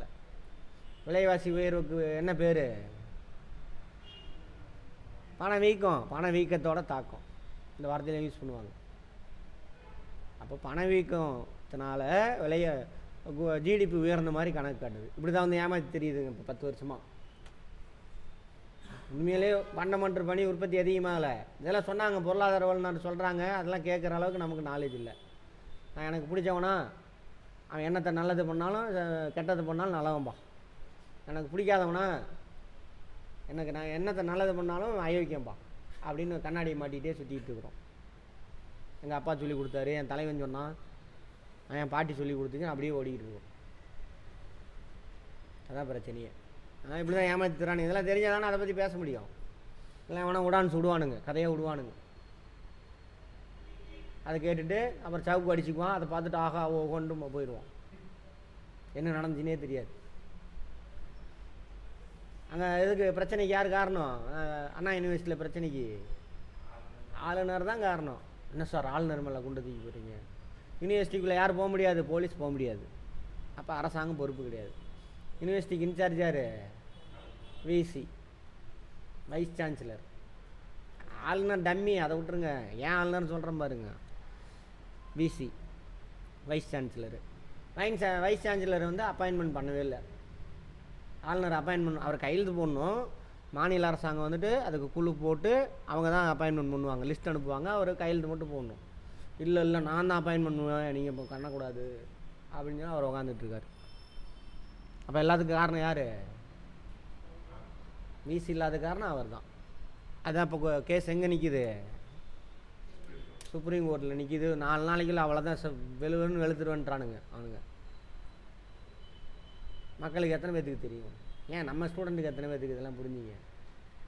ஏதோ ஒன்று எனக்கு சோறு கிடைச்சாச்சு போயா நீ வேற அப்படின்ட்டு இதெல்லாம் படித்து நம்ம அரசியல் பேச மாட்டோம். அரசியல் தான் எல்லாமே, பொருளாதாரம் தான் எல்லாமே. பொருளாதாரம் அரசியலும் ஒன்றுக்குள்ளே ஒன்று. சரியா? ஆமாம். இப்படி தான் ஏமாற்றிட்டுறாங்க. உண்மையாக வருமானம் உயர்ந்துச்சா? மக்கள் தொகை அதிகமாச்சு இல்லை போன வருஷத்தோட இந்த வருஷம்? அப்போ பண்டமன்ற பணியோட உற்பத்தி என்ன இருக்கணும்? அப்போ என்னாச்சு? நிறைய பேர்த்துக்கு பண்டமன்ற பணி. இதே பணம் 100 பேர் இருந்தோம் போன வருஷம், 100 யூனிட் பயன்படுத்தணும். இந்த வருஷம் 110 பேர் பிறந்துட்டோம். 10 பேர் எக்ஸ்ட்ரா பிறந்தாச்சு. இந்த 110 பேர் அதே 100 யூனிட் பொருளை நுகர்ந்தால் எப்படி இருக்கும்? போன வருஷத்தோட கம்மியாக தானே நுகருவோம். இப்போ வாழ்க்கை தரம் என்ன ஆயிரும்? குறைஞ்சிக்கும். அந்த இதை பற்றி போட்டு காமிச்சேனா? பாவர்ட்டி லைன் பற்றி பார்த்தோமா? சொன்னேன்னா வறுமை கோடு. அப்போ நுகர்றதோட அளவு என்ன ஆயிரும்? குறைஞ்சிரும். அப்போ வறுமை கோட்டு கீழே வந்துடுவான். Very simple. இவ்வளோ தான் பொருளாதாரம். பேசிக் கான்செப்ட்லாம் புரிஞ்சிருந்தால் போதும். கான்செப்ட் கொஸ்டின்லாம் அடிச்சிடலாம். ஃபேக்ட் மட்டும் என்ன பண்ணுங்க, அதில் பார்த்துக்குங்க. இதுக்கு தான் உண்மை வருவாய் கணக்கீடுன்னு சொல்லிட்டு ஒரு கான்செப்ட் கொண்டு வருவாங்க. அதேமாரி ஜிடிபி க்ரோத் ரேட்டுன்னு சொல்லுவாங்க. அதையும் சொல்லிடுறேன். ஜிடிபி இப்போ சொல்லுவாங்க, நம்ம கண்மணி சொல்லுவோம் ஜிடிபி 5% இருக்கும்னு சொல்லுவோம். அப்படின்னா என்னென்னு தெரியாது. 8% இருக்கும் அப்படின்னு சொல்லலாம். அப்படின்னா என்னது 8% என்ன சார்? 5ஓட 3 அதிகமாக இருக்குது, 8. சூப்பர்ப்பா அப்படின்னு நினச்சிக்குவோம். அப்படின்னா என்னென்னு தெரிஞ்சுக்குவோம். ஜிடிபி க்ரோத் ரேட் வார்த்தையிலேயே அர்த்தம் இருக்குது. வளர்ச்சி வீதம்.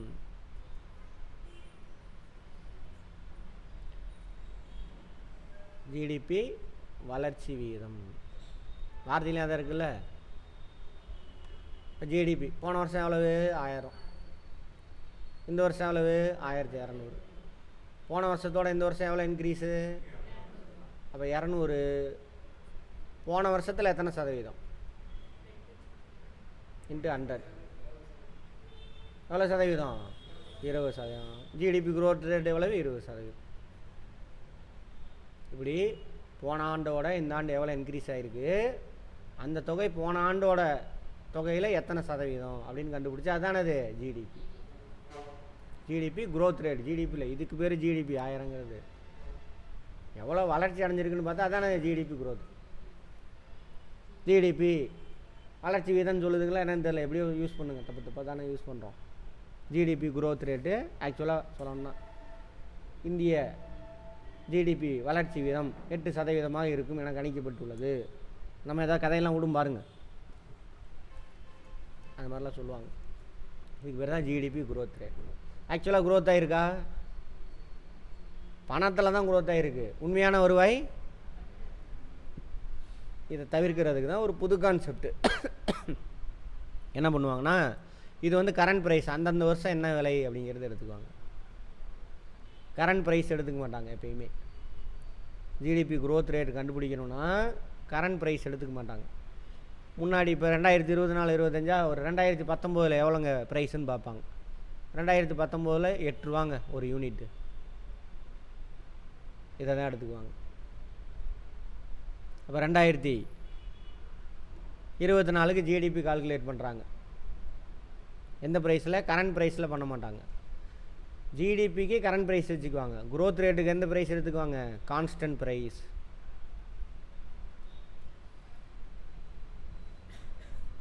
இப்போ 2024 அந்த வருஷத்தினுடைய கரண்ட் ப்ரைஸ் எடுக்காமல் கான்ஸ்டன்ட் ப்ரைஸ் எடுத்து போடுவாங்க. 100 யூனிட்டு இன்ட்டு 8 ரூபா எவ்வளவு? 800 ரூபா.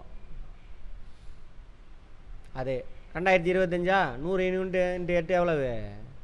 அதே 800 ரூபா தான். அப்போ உண்மையான வருமானம் தெரிஞ்சிருச்சா? இது போலியான வருமானம்.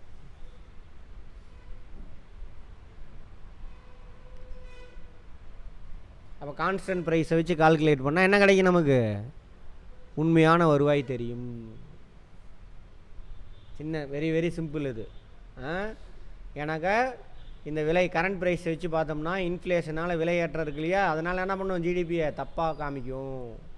இப்போ பாருங்கள், கரண்ட் ப்ரைஸை வச்சு கால்குலேட் பண்ணும்பொழுது க்ரோத் ரேட்டு 20% காட்டுது. கான்ஸ்டன்ட் ப்ரைஸ் வச்சு கால்குலேட் பண்ணும்பொழுது எவ்வளவு? 2க்கு வித்தியாசம் இருக்கா? இல்லை. அப்போ வளர்ச்சி வீதம் எவ்வளவு? 0. தெரிஞ்சிருச்சு உண்மையான வருமானம். அப்போ இந்த ராஸ்கலுங்க மக்களை ஏமாற்ற முடியாது. ஆனால் இது நமக்குலாம் தெரியாதனால அவனுக்கு கரண்ட் ப்ரைஸை வச்சு பாருங்கள், நாங்கள் ஜிடிபி அவ்வளோ உயர்ந்துச்சு இவ்வளோ கதை விட்டுக்கிட்டு இருக்கானுங்க. அது பொருளாதார வல்லுநர். வல்லுநரெலாம் இருக்க வேணாம், சும்மா சாதாரணமாக பட்டி காட்டான் இருந்தால் போதும். நான்லாம் என்ன வல்லுநராக என்ன பொருளாதாரத்தில்? ஒரு பேப்பர் படிச்சிருப்பேன் மிஞ்சி போனான். அவன் இவனுங்களோட பட்ஜெட்லேருந்து எல்லாம் கிழிச்சு மேய்ஞ்சிடுவான். வல்லுநரெலாம் இருக்குன்னு அவசியம் இல்லை. இந்த பேசிக் கான்செப்ட் புரிஞ்சிருந்தால் போதும், அது என்ன நடக்குது அப்படின்னு கண்டுபிடிச்சாலும். சரியா? ரைட். அதான் உண்மை வருமானம். பண வருவாய் என்பது தேசிய வருமானத்தை ஒரு ஆண்டில் உள்ள பொது விலை அளவுகளின் பொது விலை கான்ஸ்டன்ட் ப்ரைஸ் அளவுகளில் அடிப்படையில் மதிப்பிடப்படுகிறது. மாறாக தேசிய வருவாய் என்பது ஒரு ஆண்டில் உற்பத்தி செய்யப்பட்ட முடிவுற்ற பண மதிப்பை மொத்த மதிப்பை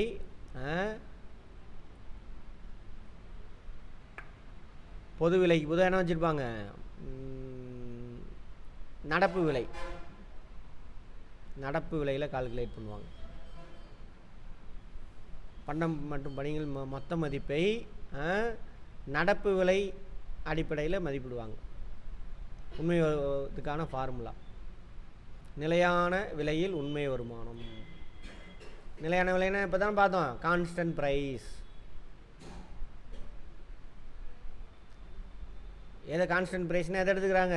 இதுக்கு முன்னாடி ஒரு வருஷத்தில் இருந்த ஏதோ விலை எடுத்துக்கிட்டு இப்போ எந்த ஆண்டுக்கு நம்ம கால்குலேட் பண்ணுறோமோ அந்த ஆண்டினுடைய மொத்த உற்பத்தி இன்ட்டு ப்ரைஸ் போட்டோம்னாக்கா நிலையான வருவாய் நமக்கு தெரியும், உண்மையான வருவாய் தெரியும். அதான் சொல்ல வராங்க. ஈக்குவல் டு நடப்பு விலையில் தேசிய வருவாய். நடப்பு விலையில்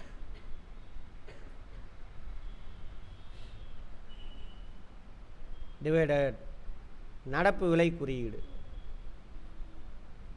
இந்த ஆண்டுக்கான விலை எவ்வளவு அப்படிங்கிறது P1 டிவைடட் பை PO போட்டோம்ல, அடிப்படை ஆண்டின் விலை குறியீடு.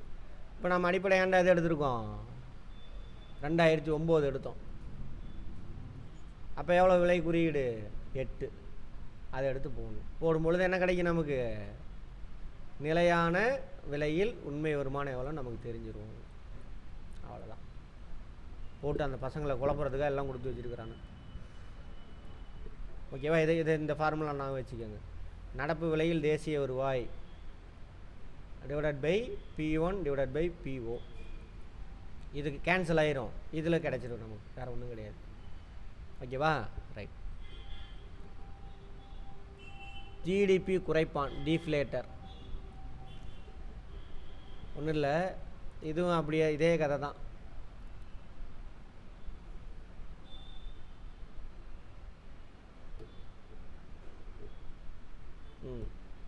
பண மதிப்புன்னு போடக்கூடாது இந்த இடத்துல. உண்மை ஜிடிபி. இப்போ நம்ம பார்த்தோம்ல ஜிடிபி டீஃப்ளேட்டர். இப்போ பார்த்தீங்கன்னாக்கா கரண்ட் ப்ரைஸ் இருக்குல்ல, கரண்ட் ப்ரைஸில் இப்போ 1000 100 யூனிட்டு இன்ட்டு 10, இது கரண்ட் ப்ரைஸ் போட்டால் எவ்வளோ வருது? 1000மா? அதே கான்ஸ்டன்ட் ப்ரைஸில் போட்டோம்னா எவ்வளோ? 100 யூனிட்டு இன்ட்டு 8, அப்போ எவ்வளோ கிடைக்கும்? 800 கிடைக்கும். இது என்ன பண்ணுங்க, டிவைட் பண்ணி இன்ட்டு 100 போட்டோம்னா எவ்வளவு விலைவாசி உயர்ந்திருக்குன்னு கண்டுபிடிக்க முடியும். பண மதிப்பு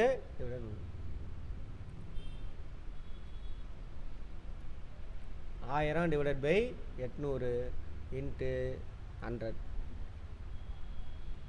எவ்வளவு? இந்த 2009 விட 2025 19 2025 எவ்வளோ விலைவாசி ஏறி இருக்குது அப்படின்னு கண்டுபிடிக்க முடியும். ஓகேவா? அல்லது உண்மை வருவாயை விட அந்த போலியான வருவாய் எவ்வளோ ஹைலைட் பண்ணி காட்டியிருக்கு அப்படின்னு நம்மளால் தெரிஞ்சுக்க முடியும். அதுக்கான ஃபார்முலா இது. ஃபார்முலாவை மட்டும் மனப்பாடம் பண்ணிங்க. புரிஞ்சிக்க ட்ரை பண்ணுங்கள். தெலுங்கு சொல்கிறேன். அடுத்து தேசிய வருவாய். இது நமக்கு முன்னாடியே தெரியும். தேசிய வருவாய் அளவீடு முறை என்னென்ன முறை இருக்குது? உற்பத்தி அல்லது மதிப்பு கூடுதல். பண்டம் மற்றும் பணி உற்பத்தி ஆகுதுல்ல, எங்கே? பிஸ்னஸ் வேம்.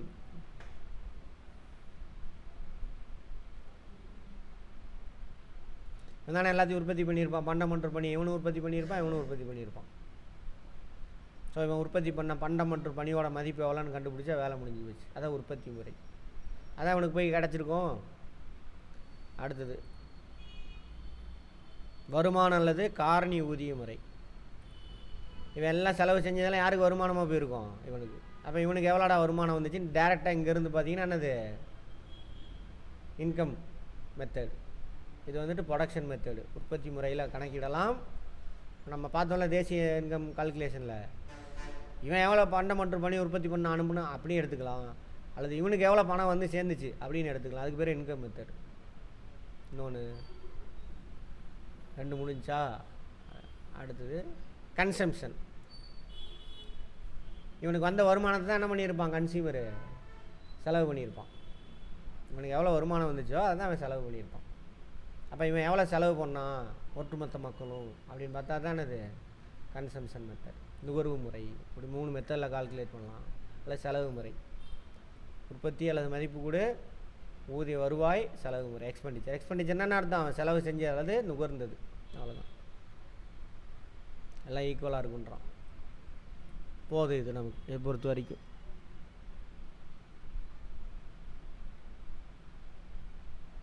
இதை பார்த்துக்கணும். செலவு கூட்டு முறை. யாரோட செலவுலாம் கூட்டுறாங்க? யாரெல்லாம் செலவு பண்ணியிருப்பாங்க? மக்கள் செலவு பண்ணியிருப்பாங்க. மக்கள் செலவு பண்ணால் நுகர்ச்சி கன்சியூம் பண்ணுறோம். அரசாங்கம் செலவு பண்ணியிருப்பான். ரோடு போடுறது, சம்பளம் கொடுத்தது, வாடகை கொடுத்தது. காரணம் எல்லாமே எங்கே தான் போய் சேர்ந்துருக்கும்? மக்கள்கிட்ட தான். முதலீட்டு செலவினங்கள். இப்போ பார்த்தோம் இல்லையா, ஃபேக்ட்ரி கட்டுறான் கம்பெனி, அது முதலீட்டு செலவு. அதுக்கு செஞ்ச செலவெல்லாம் யாருக்கு தான் போய் சேர்ந்துருக்கும்? பொதுமக்களுக்கு தான் போய் சேர்ந்துருக்கும். இருப்புகளின் மதிப்பு மாறல். இருப்புனா ஒன்றும் கிடையாது. ப்ரொடக்ஷன் பண்ணியிருப்பான். இந்த வருஷம் ஒரு 100 யூனிட் ப்ரொடக்ஷன் பண்ணியிருக்கான் ஒரு கம்பெனி. அல்லது 1000 புறவை தயாரிச்சிருக்கிறான். ஓகேவா? தயாரித்து எல்லாமே என்ன பண்ணியிருக்க மாட்டான்? விற்றுருக்க மாட்டான். ஒரு 500 ஸ்டாக் இருக்கும். அடுத்த வருஷம் அதே மாதிரி எண்டில் என்ன ஆகுது? ஒரு 500 இன்னொன்று 500 ஆட் ஆகுது. அந்த 500க்கான செலவு யார்கிட்ட தான் போயிருக்கும்? மக்கள்கிட்ட தான் போயிருக்கும். ஸோ அதெல்லாம். அப்புறம் ஏற்றுமதி. வெளிநாட்டுக்கு ஏற்றுமதி யாரோட வருமானம்? நமக்கான வருமானம். அதே மாதிரி வெளிநாட்டிலேருந்து இறக்குமதி பண்ணுறோம், அது யாரோட வருமானம்? வெளிநாட்டுக்காரனுக்கு வருமானம். அதை நம்ம நாட்டு மக்களுக்கான வருமானம் இல்லை. ஸோ அதை மைனஸ் பண்ணிடுறோம். இந்த மொத்த உள்நாட்டு உற்பத்தி. இது எதை அடிப்படையில்? செலவு கூட்டு முறை. காரணி வருவாய் முறை. உற்பத்தி காரணிகளுக்கு எவ்வளோ வருமானம்? மக்களோட சம்பளம், கூலி, வேலை, சம்பளம் எல்லாம். தனியாக வியாபாரங்கள் கிடைச்ச லாபம், நில உரிமையாளருக்கு வாடகை, இதெல்லாம் யாருக்கு தான் போய் சேர்ந்துருக்கும்? மக்களுக்கு தான் போய் சேர்ந்துருக்கும். அதாவது லேண்ட் லேபர் கேபிட்டல் ஆர்கனைசேஷனுக்கு கிடைச்ச வருவாய். உற்பத்தி முறை. ஒவ்வொரு துறையிலும் கூட்டப்பட்ட மதிப்பு. முதன்மை துறை, 2ஆம் நிலை துறை, 3ஆம் நிலை துறையில், 4ஆம் நிலை துறை. பார்த்தோமா? 4லாம் தேவையில்லை. முதல் 2வது தயாரிப்புலாம் தேவையில்லை. முதல் நிலை, 2ஆம் நிலை, 3ஆம் நிலை. உங்களுக்கு ஒவ்வொன்றுக்கும் எவ்வளோ, விவசாயத்தில் மற்றதில் எவ்வளோ வருமானம் வந்துச்சு, உற்பத்தி எவ்வளோ வேலைக்கு கூட்ஸ் அண்ட் சர்வீஸ் ப்ரொடக்ஷன் பண்ணியிருக்கான், ஃபேக்ட்ரிலாம் எவ்வளோ வேலைக்கு கூட்ஸ் அண்ட் சர்வீஸ் ப்ரொடக்ஷன் பண்ணியிருக்கான், பேங்க்குக்கு இங்கே லொட்டு லோஸ்க்கு அவனுங்களாம் எவ்வளோ பண்ணி எல்லாத்தையும் கூட்டினா என்னது?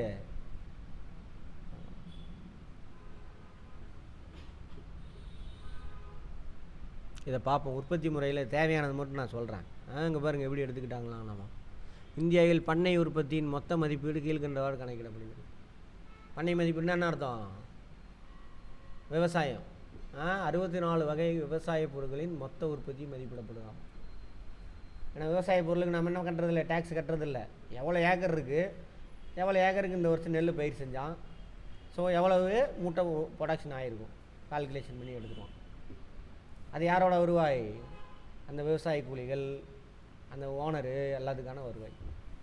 அப்போ மொத்தம் எத்தனை வகை விவசாய பொருள் எடுத்துக்கிறாங்களா? 64 பொருள். ஹெக்டேர் பர் ஏக்கரா ராஸ்கல்? ஹெக்டேர்னா எவ்வளவு? 2.5 ஏக்கர் தான் ஒரு ஹெக்டேரு. ஒரு ஹெக்டேருக்குன்னு போட்டிருக்கான். 2.5 ஏக்கரு போட்டு பாருங்கள். 2.45 என்னமோ சம்திங் வரும். கேட்பாங்க பண்ணை உற்பத்தி ஜிடிபி கால்குலேஷனில் பண்ணை உற்பத்திக்கு எத்தனை வகையான விவசாய பொருட்கள் எடுத்துக்கிறாங்கன்னு கேட்பாங்க. எத்தனை வகையான விவசாய பொருள்? 64. அது ஓகே, அதில் விட்டுருங்க. அதே மாதிரி கால்நடை, இதர மற்ற துறைகள் எல்லாத்தையுமே கால்குலேட் பண்ணி எடுத்துக்கிறோம். முன்னெச்சரிக்கை அதெல்லாம் நமக்கு தேவையில்ல, விட்டுருங்க, அவன் பார்த்துக்கிட்டோம்.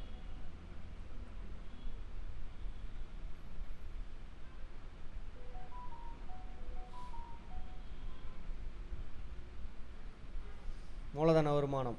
மூலதன வருமானம் லாபம், வட்டி, லாப ஈவு, ராயல்ட்டிலாம் மூலதன வருமானத்தில் வருது. கலப்பு வருமானம் இதை நோட் பண்ணிக்கோங்க. உழைப்பாளர் வருமானம், கூலி கீழ், இதெல்லாம் சரி, அதெல்லாம் வேண்டாம், விட்டுருங்க, போதும்.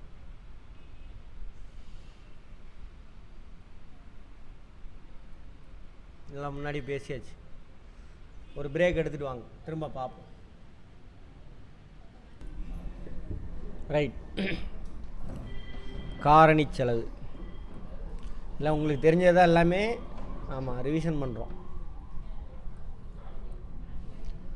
பொருள்கள் மற்றும் பணிகள் உற்பத்தி செய்யும் துறைகளில் பல வகையான உள்ளீடுகள் பயன்படுத்தப்படுங்க. உள்ளீடுகள் இங்கிலீஷில் வந்து இன்புட்ஸ். உற்பத்தி காரணிகள் சொல்கிறாங்களே அது. வா பிஸ்னஸ் ஃபேம். அவன் எதை உற்பத்தி பண்ணுவான்? பண்டங்கள் மற்றும் பணிகள். இது உற்பத்தி செய்யணும்னா என்ன வேணும்? உற்பத்தி காரணிகள் வேணும். உற்பத்தி காரணிகள் யார் கொடுப்பா? Common people. இந்த உற்பத்தி காரணிகள் பேர் என்னென்ன? நிலம், உழைப்பு, மூலதனம், அமைப்பு. Land, labour, capital, organisation. 4. அது ஒவ்வொன்றை பற்றி விளக்கெல்லாம் நம்ம முன்னாடி பார்த்தாச்சு. அமைப்புக்கு இன்னொரு பேர் தானே அது, தொழில் முனைவு. வார்த்தையிலே அர்த்தம் இருக்குது. உற்பத்தியாளர், அதான் பிஸ்னஸ் ஃபேம். இந்த பிஸ்னஸ் ஃபேமில் யார் யார் வருவாங்க? விவசாயம், செருப்பு தைக்கிறவங்கலேருந்து ஃப்ளைட்டு தயாரிக்கிற கம்பெனி வரைக்கும் வரும். சரியா? எல்லாமே டிரான்ஸ்போர்ட்டு, கூத்தாடி பசங்க எல்லாமே வரும் இதில். ஆமாம். இது மேற்கூறிய உற்பத்தி காரணிகளுக்கு பொருட்கள் மற்றும் பணிகளை உற்பத்தி செய்ய செலவு செய்கின்றன. இச்செலவுகள் பொருளில் விலையில் சேர்க்கப்படுது. ஆமாம் தானே? இவங்கெல்லாம் வாங்கணும்ல, சும்மாலாம் வரமாட்டான். ஒவ்வொன்றும் காசு கொடுக்கணும். அந்த பணத்தை இதில் சேர்த்திடுவாங்க. பண்டம் மற்றும் பணி உற்பத்தி செலவு இருக்குல்ல, அதில் சேர்த்திடுவாங்க. அதை வந்து என்னது? விலை.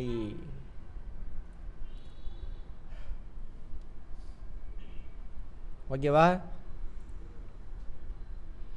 காரணி செலவு என்பது ஒரு நிறுவனம் பொருள் மற்றும் பணிகள் உற்பத்தி செய்கிறதுக்கு உற்பத்தி காரணிகளுக்கு செய்யும் செலவு. எல்லாம் டீட்டெயிலாக நடத்தியாச்சு. ஃபேக்டர் காஸ்ட்னா என்ன அர்த்தம்? பண்டம் மற்றும் பணிகள் உற்பத்தி செய்கிறதுக்காக இந்த உற்பத்தி காரணிகளுக்கு செலவு செய்கிறது தானே அது காரணி செலவு, ஃபேக்டர் காஸ்ட்.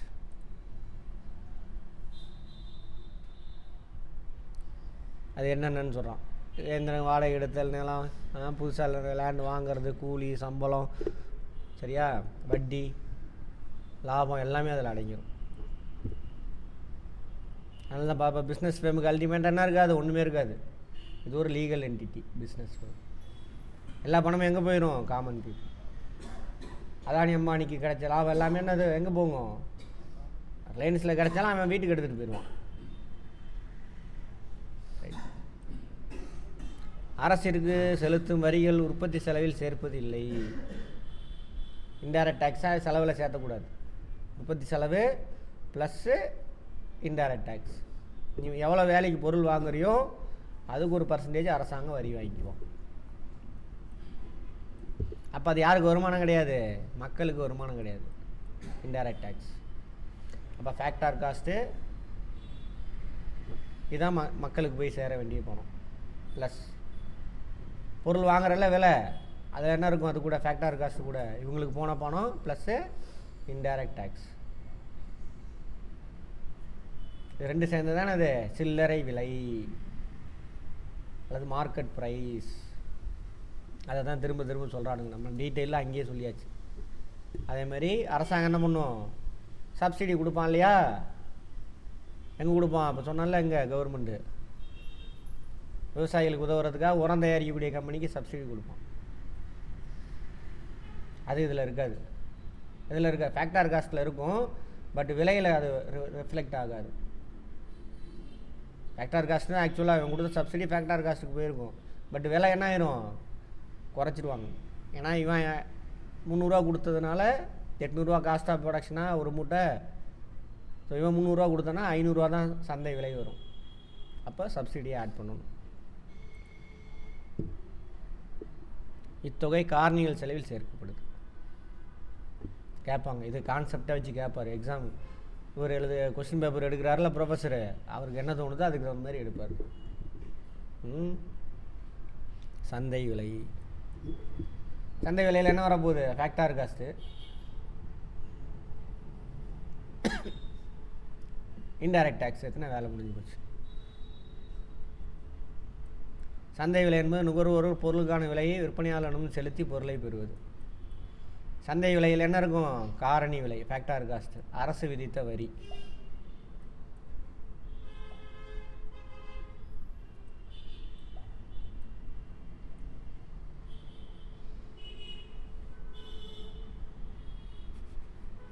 ரைட். அரசு விதித்த வரி ப்ளஸ்ஸு காரணி விலைக்கு என்ன பண்ணியிருப்பான்? அரசாங்கம் உதவித்தொகை கொடுத்துருக்கும்ல, அது சந்தை விலையில் வராது. ஸோ அதை மைனஸ் பண்ணணும். இப்போ காரணி சந்தை விலையில் நிர்ணயிக்கும் பொழுது காரணி விலையில் எதை சேர்த்திக்கணும்? இன்டைரக்ட் டேக்ஸை சேர்த்திக்கணும். எதை மைனஸ் பண்ணணும்? அரசாங்கம் கொடுத்த உதவித்தொகை, அது மைனஸ் ஆயிரும். ஏன்னா சந்தை விலையில் அது வராது. ஆமாவா? ரைட். அடுத்தது அதே காரணி விலை கண்டுபிடிக்கும் பொழுது எதை சேர்த்திக்கணும்? மறைமுக வரி மைனஸ் பண்ணணும். எதை சேர்த்திக்கணும்? ஆமாம், உதவிகள், மானியம் இருக்கு இல்லையா, அதை கூட்டிக்கணும்.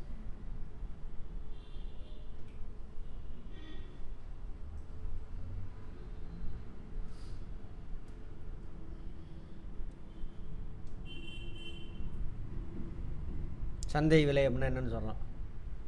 ஆகவே சந்தை விலை, market price, factor cost minus உதவித்தொகை.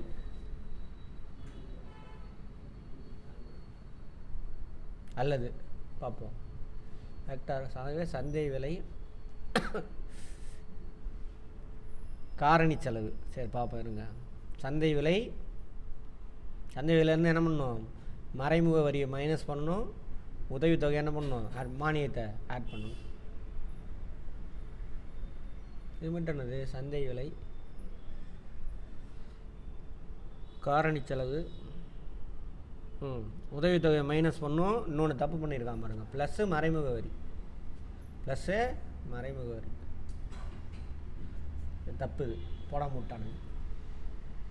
புரிஞ்சு வச்சுக்கங்க. கான்செப்ட் புரிஞ்சுன்னா அது ஒன்றுமே இல்லை, எல்லாம் மனப்பாடம் பண்ணிகிட்டு இருக்கணும். மற்றவெல்லாம் அதான் பண்ணுவானுங்க. அதெல்லாம் படிக்காமல் விட்டுக்கிட்டு இருந்தானுங்க எக்கனாமிக்ஸை. இப்போ அதெல்லாம் வேலைக்கே ஆகாது. Economics படித்தாகணும்.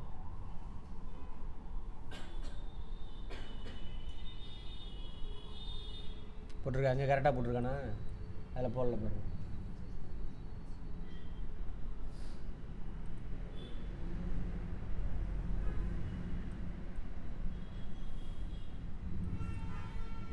NNP at factor cost. தெரியுமில்ல, சொல்லலாம். நம்ம பேசின கதை தான் இங்கே என்ன போட்டிருக்கான், ஜிடிபி மைனஸ் தேய்மானம், மொத்தமாக எல்லாத்தையும் சேர்த்து சொல்கிறான். ஜிடிபி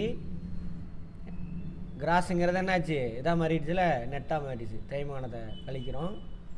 அப்புறம் என்ன பண்ணுறான், நிகர மறைமுக வரி. நிகர மறைமுக வரின்னா எது, இன்டைரக்ட் டேக்ஸை வந்துட்டு மைனஸ் பண்ணணும், அரசாங்கம் கொடுத்த சப்சிடியை ப்ளஸ் பண்ணணும், அது ரெண்டும் சேர்ந்தது. நிகர வெளிநாட்டு காரணிகள் வருமானம். ஏன்னா என் போட்டிருக்கோம்ல, நேஷனல் கிராஸ் வந்து என்ன மாறிடுச்சு, நேஷனல்லாம் மாறிடுச்சு. வெளிநாட்டிலேருந்து நம்ம நாட்டு காரணிகள் உற்பத்தி சம்பாரித்து கொடுத்த பணத்தை ப்ளஸ் பண்ணணும். நம்ம நாட்டுக்குள்ளே வெளிநாட்டு உற்பத்தி காரணிகள் சம்பாரித்து கொடுத்தா என்ன பண்ணணும், மைனஸ் பண்ணணும். போட்டு தலையை சுத்த விட்ருக்கானுங்க இந்த பசங்களை. சரி, அதான் நம்ம பேசின கதையெல்லாம் இருக்கும். நிகர மறைமுக வரி என்னென்னு சொல்கிறான், மொத்த மதிப்பு கூட்டல், உற்பத்தியின் மதிப்பு, இடைநிலை நுகர்வு.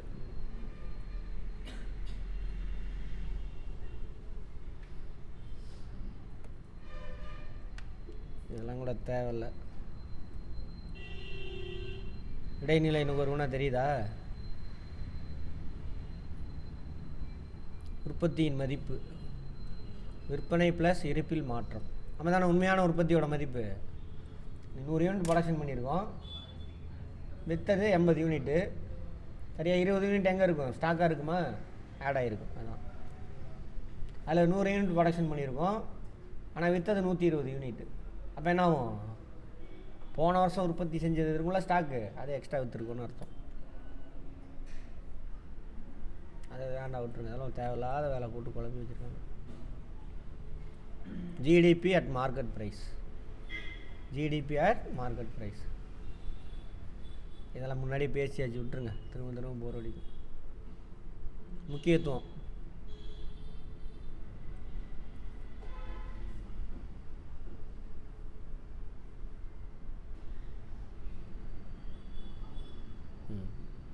தேசிய வருவாய் சொல்கிறாங்க. பொருளாதாரம் ஒரு நாடுன்னு அர்த்தம். ஒரு நாட்டோட கணக்கு அல்லது சமூக கணக்கு.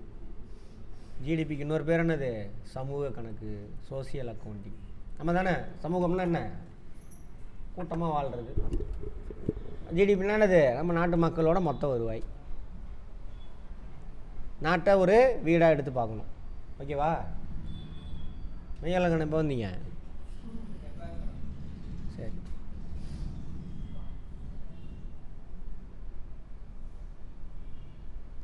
அப்படியே நீங்களே படிச்சுக்கலாம். எல்லா துறை, எந்தெந்த துறை, எவ்வளோ துறையில் எவ்வளோ வருமானம் வந்துச்சு, வருமானம்னா அர்த்தம் எவ்வளோ வேலை வாய்ப்பு கிடைக்குது, இன்னும் எந்த துறையெல்லாம் நம்ம என்ன பண்ணலாம், ப்ரமோட் பண்ணலாம், வேலை வாய்ப்பு பெருக்கலாம். அனலைஸ் பண்ணுவாங்களா? தமிழ்நாடு கவர்மெண்ட் கூட பாருங்கள், என்ன எதுக்கு இம்பார்ட்டன்ட் கொடுத்துட்ருக்காங்க, ட்ரைனிங் கொடுக்குறான். ஃபியூச்சர் அதுதான், உலகத்திலே பெரிய ஹப்பாக மாறப்போகுது தமிழ்நாடு. சின்ன இப்போ ஸ்கூல்லேருந்து என்ன பண்ணுறான், ஆர்டிஃபிஷியல் இன்டெலிஜென்ஸ் குறித்து கூகுள் கூட சேர்ந்து அவனுங்களுக்கு ட்ரைனிங் கொடுக்குறாங்க. சரியா, அதெல்லாம் செய்யணும்னா என்னது, இதெல்லாம் தெரிஞ்சிருக்கணும். எவ்வளோ செலவு செய்கிறோம், எவ்வளோ சேமிக்கப்படுது. சேமிப்பு ஒரு நாட்டுக்கு என்னது ரொம்ப ரொம்ப முக்கியம். சேமிப்பு இருந்தால் தான் நாம் முதலீடு செய்யலாம், புதுசாக தொழில் வளரும். அப்போ என்ன ஆகும், புதுசாக பண்டம் மற்றும் பணி உற்பத்தி ஆகும். உற்பத்தி ஆகும் பொழுது உற்பத்தி காரணிகளுக்கு தேவை அதிகரிக்கும். அதே கதை தான், தேவை அதிகரித்தா வருவாய் என்ன ஆகும், அதிகரிக்கும். தேவை அதிகரிக்கும். இப்போ பாருங்கள், ஒரு எலக்ட்ரீஷியன் எடுத்துக்குவோம். இப்போ சேலத்தில் 10 எலக்ட்ரீஷியன் தேவை, இன்றைக்கி தேவை. ஆனால் 5 பேர் தான் இருக்கான், இல்லை 10 பேர் இருக்கான்னு வச்சுக்கோங்க. நாளைக்கு அப்படியே தொழிலெலாம் வளருது, 50 எலக்ட்ரீஷியனுக்கு தேவை ஏற்படுது. அப்போ என்ன ஆகும், இந்த எலக்ட்ரீஷியன் அதிகமாக டிமாண்ட் பண்ணுவோம். நம்ம தான் நம்ம ஊரில் ஒத்தனாருக்கெல்லாம் எவ்வளோ, 1200 சம்பளம், 1500 வரைக்கும் போகுது. 200 வாங்கின காலம் போய் இப்போ 1200. எதனால், டிமாண்ட் அதிகமாக, கிடைக்க மாட்டேங்கிறான் ஆள்.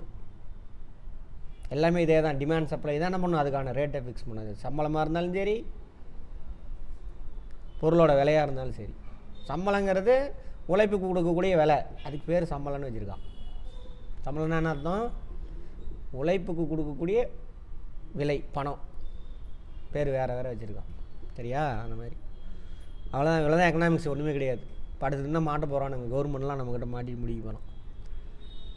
பணவியல், தேசிய அளவிலான பணவியல் பொது நிதி கொள்கை. இப்போ தான் அடுத்து தான் பார்க்க போகிறோம். பணவியல், மானிட்ரி பாலிசி.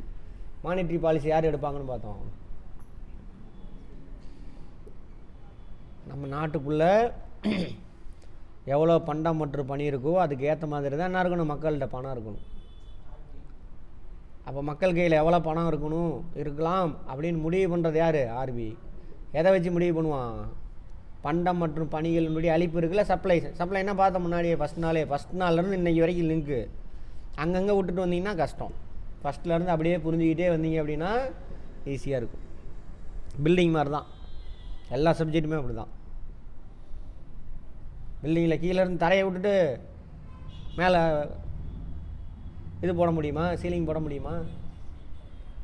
நம்மளை அப்படி தான் உருவாக்கி வச்சுருக்கானுங்க. ஒவ்வொரு லேயர் அங்கங்கே வச்சுருவான். வீடு இருக்குது, அது ஒன்று மொட்டையாக இருப்போம்.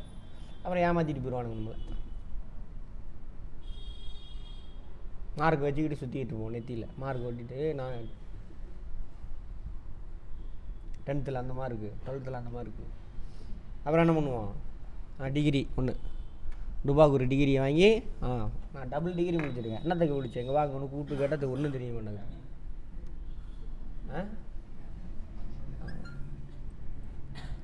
அது வேண்டாம், அது உதவாது. அப்போது பணவியல் கொள்கை கேட்பாங்க. பணவியல் கொள்கையை வெளியிடுறது யாருமாங்க? ஆர்பிஐ.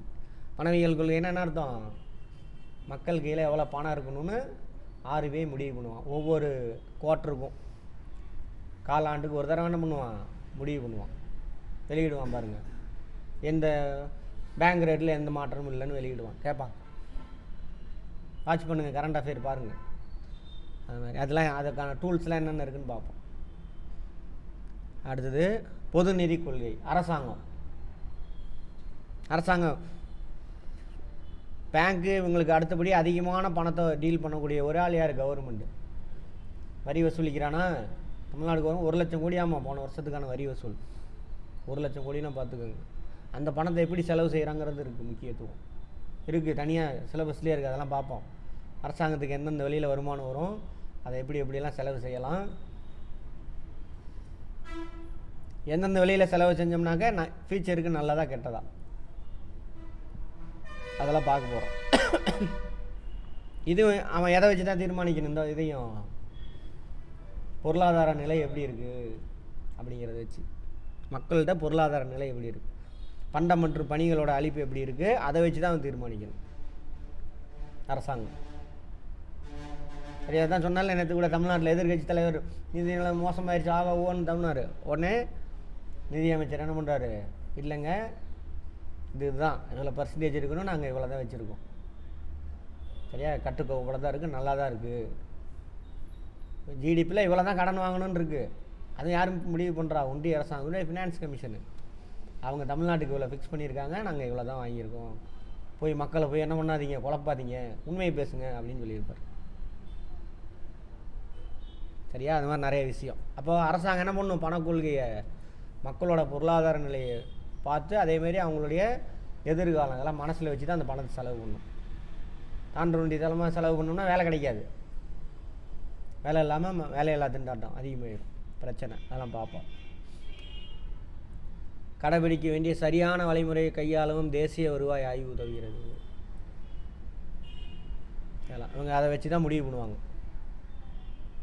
எதை வச்சு? ஜிடிபி எப்படி இருக்குது, எந்த துறையில் நம்ம இன்னும் ஃபியூச்சரில் இன்வெஸ்ட்மெண்ட் பண்ணணும், அந்த துறைக்கு பணத்தெல்லாம் செலவு பண்ணுவாங்க. ரோடு போடுறது இதெல்லாம். திட்டமிடலுக்கும் திட்டங்களை விளைவுகளை மதிப்பிடுவதற்கும் நாட்டின் சொன்னாங்களே, திட்டத்தோட விளைவு மதிப்பிடணும், ஜிடிபி வச்சு தான் மதிப்பிடுவாங்க. இப்போ இந்த திட்டம் செயல்படுத்தணும், போன வருஷம் ஜிடிபி விளைவு இப்போ உயர்ந்திருக்கு, இவ்வளோ பேத்துக்கு வேலை வாய்ப்பு கிடச்சிருக்கு, இவ்வளோ பேத்துக்கு வருவாய் உயர்ந்திருக்கு, அதெல்லாம் சொல்லணும். அதெல்லாம் எதை வச்சு தான் சொல்ல முடியும்? ஜிடிபி வச்சு தான். அதுமாதிரி சேமிப்பு, ஜிடிபியில் எத்தனை பர்சன்டேஜ் சேமிக்கணும்னு இருக்குது. டூல்ஸ் எல்லாமே ஜிடிபி தான் யூஸ் பண்ணுவாங்க. ஒரு நாட்டில் ஜிடிபியில் 20% எல்லாம் சேவிங்ஸ் இருந்தால் சூப்பராக இருக்கும். இந்தியாவோட ஜிடிபி சேவிங்ஸ் பார்ப்போம். Per capita income of Tamil Nadu பார்க்கலாமா?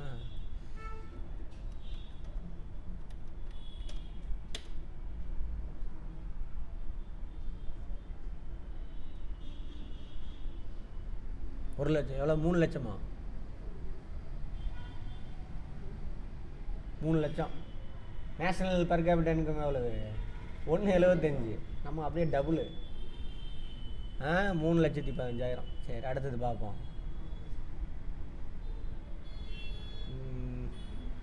அதுக்கு முன்னாடி 2,77,000 இருந்திருக்கு, ஒரு வருஷத்தில் இன்க்ரீஸ் ஆகிருக்கு.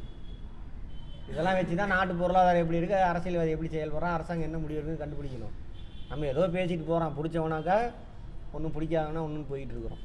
டேட்டா வேணும். அடுத்து என்ன சொன்னேன், சேவிங்ஸ்.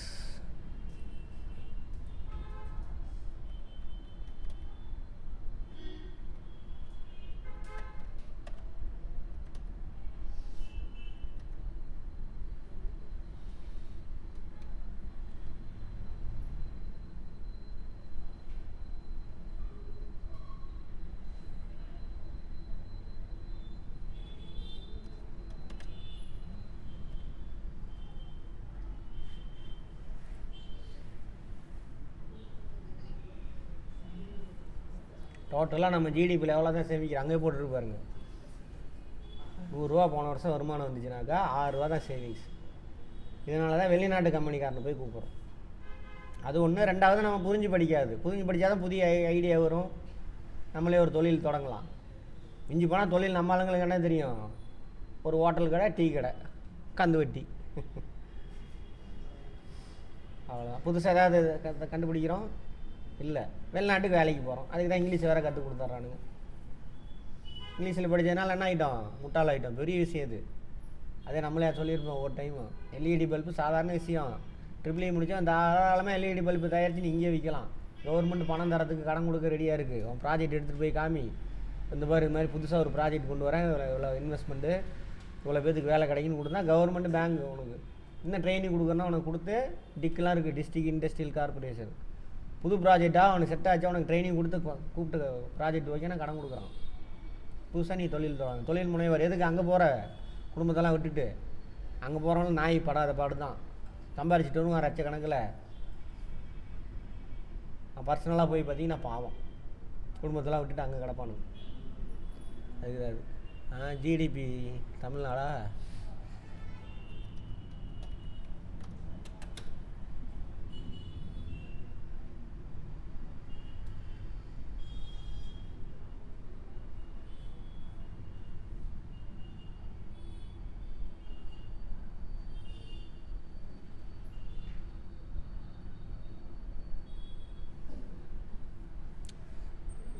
இது ஜிடிபி க்ரோத் ரேட்டு சொல்கிறாங்க 8.23 தமிழ்நாடுக்கு. அதை விட்டுருங்க, அதை நமக்கு வேண்டாம், அதை பற்றி பேசலை. இப்படி தான் பொருளாதாரம் வளர்ச்சி அடையுதா இல்லையா அப்படின்னு சொல்லுவாங்க. இது எல்லாத்துக்கும் என்ன தேவை, ஜிடிபி. குறுகிய கால நீண்ட கால பொருளாதாரம் அதை உருவாக்க தேசிய வருவாய் கணக்கீடு. இப்போ ஜிடிபி க்ரோத் ஆகணும்னா என்ன, எதை அரசாங்கம் இன்க்ரீஸ் பண்ணணும்? அதெல்லாம் அரசாங்கம் உற்பத்தி பண்ணாது. இன்ஃப்ராஸ்ட்ரக்சர் டெவலப்மெண்ட் பண்ணணும். அடிப்படை கட்டமைப்பு வசதி இருக்குல்ல, அதை நீ மேம்படுத்தி கொடுத்தினா அவன் உற்பத்தி செஞ்சுட்டு போயிட்டே இருப்பான். அப்போ அரசாங்கம் அந்த 5 ஆண்டு திட்டம்லாம் சொன்னேன்னா அவங்களுக்கு அதெல்லாம் போட்டு கொடுப்பாங்க. போட்டு அந்தந்த ஏரியாவில் இதெல்லாம் இன்ஃப்ராஸ்ட்ரக்சர் என்னென்னு தெரியும், அதெல்லாம் டெவலப் பண்ணால் ஆட்டோமேட்டிக்காக அது வளர்ந்துடும். அன்றைக்கி ஃபஸ்ட் நாள் எக்ஸாம்பிள் சொன்னேன்னா, ஆமாம், அதை தான் பண்ணணும். அதுக்கு தான் அந்த பணத்தை அவன் செலவு பண்ணணும். புரிஞ்சுதா? தமிழ்நாடு ஏன் சார் சுதந்திரம் அடையும் போது தமிழ்நாடு பார்த்தீங்கன்னா அதெல்லாம் பாதாளத்தில் இருக்குது நம்ம பொருளாதார நிலை. ஊபி, மாப்பி, பீகார்லாம் இருக்குல்ல, அவனோட கம்மி. நம்ம ரொம்ப கடைசி 2வது இடத்துல இருந்துருப்போம். இப்போ நம்ம ஃபஸ்ட்டு டாப் 2வது இடத்துல இருக்கிறோம். ஃபஸ்ட்டுனே சொல்லலாம். எப்படி சார்னாக்கா அரசாங்கம் செஞ்ச அந்த இன்ஃப்ராஸ்ட்ரக்சர் டெவலப்மெண்ட் தான். சரி, அதுவும் 67க்கு அப்புறம், அதுக்கு முன்னாலாம் இல்லை. அப்போ வரைக்குமே பிச்சை எடுத்துகிட்டு தான் இருந்தோம். ரைட், அதெல்லாம் என்னென்னது. ஆமாம்,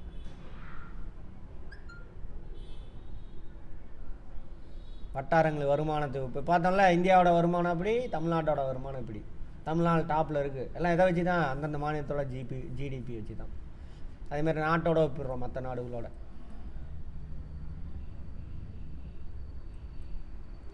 ஆனால் இது பெருசாலாம் இல்லை. அதில் இருந்து ஜிடிபிலேருந்து என்ன கொண்டு வரலாம், தலா வருமானம், அது எப்படின்னு தெரியும் நமக்கு.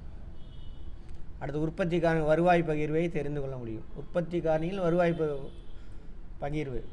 உற்பத்தி காரணி எது, லேண்டு, லேபர், கேபிட்டல். இதில் யாருக்கு எவ்வளோ வருமானம் போகுது, யாருக்கு அதிக வருமானம் போகும், இவனுக்கு தான் போகும். முதலாளி தானே பெரிய பணக்காரனாக இருக்கான். அதில் பிரித்து பார்க்க தெரியும். பேரியல் பொருளாதார காரணிகள் விகிதம் ரேஷியோ, ஜிடிபி ரேஷியோ பர்சன்டேஜ் பார்த்தோம்ல, அதான் நடப்பு கணக்கு பற்றாக்குறை. நடப்பு கணக்காக பார்ப்போம். எக்ஸ்போர்ட் இம்போர்ட் அதில் வரும். நடப்பு கணக்கு பற்றாக்குறை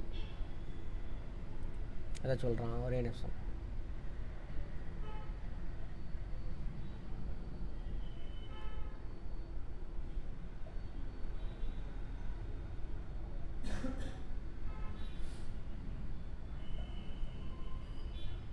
economic variable namely tax GDP ratio. தப்பாக போட்டு வச்சுருக்கானுங்க தமிழில். சரி, இப்படி சேர்த்திக்கணுமா?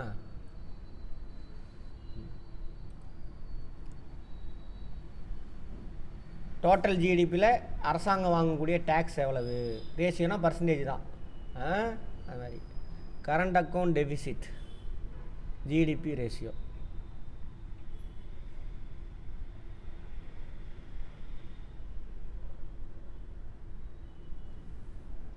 இதை நான் வந்து ஃபிஸ்கல் பாலிசி எடுக்கிறோம்ல, அதை பார்த்தோன்னே பண்ணுவோம். இப்போ நேற்று கூட பார்த்தோம்ல, அதாவது டோட்டல் ஜிடிபியில் இப்போ நான் சொன்ன அதுதான், அப்படி வச்சுக்கோங்க. டோட்டல் ஜிடிபியில் அரசாங்கம் கடன் வாங்குறாங்கன்னு பார்த்தோம்ல, எத்தனை பர்சன்டேஜ் கடன் வாங்குறாங்க தமிழ்நாட்டில்? 26%. அதான் பற்றாக்குறையை தான் கடனாக வாங்குவான். இந்த மாதிரியெல்லாம் ஜிடிபியில் தான் என்ன பண்ணுவாங்க, ரேஷியோ போட்டு பார்ப்பாங்க. தமிழ்நாட்டுக்கு அளவோடு எவ்வளோமா? 28% நீ வரைக்கும் வாங்கிக்கலாம் அப்படின்ட்டான். யார்? ஃபினான்ஸ் கமிஷனே. நம்ம எவ்வளோ வாங்கியிருக்கோம் ஜிடிபியில்? 26%.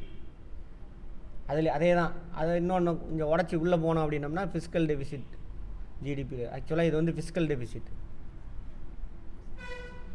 அதுக்குள்ளே இன்னொன்று தூக்கிட்டு உள்ளே போனோம்னா கரண்ட் அக்கௌண்ட் டெபிசிட், நடப்பு கணக்கு பற்றாக்குறை.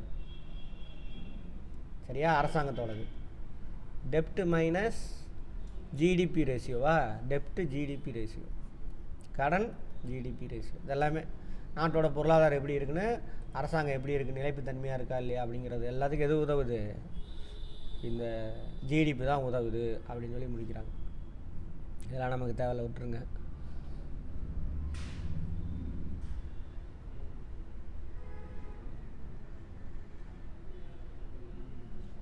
உற்பத்தி காரணிகளின் செலவின் அடிப்படையில் என்என்பி.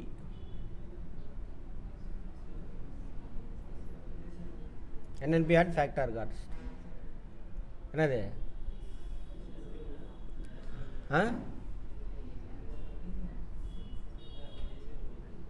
நேஷ்னல் இன்கம், தேசிய வருவாய்.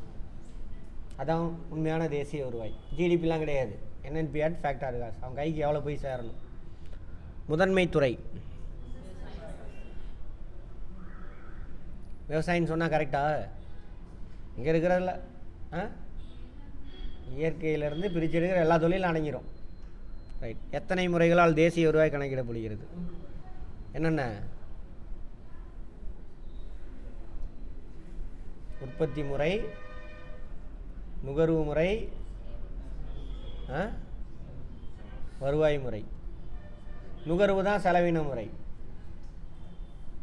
உற்பத்தி பிஸ்னஸ் ஃபேம் எவ்வளோ கூட்ஸ் அண்ட் சர்வீஸ் ப்ரொடக்ஷன் பண்ணிச்சு.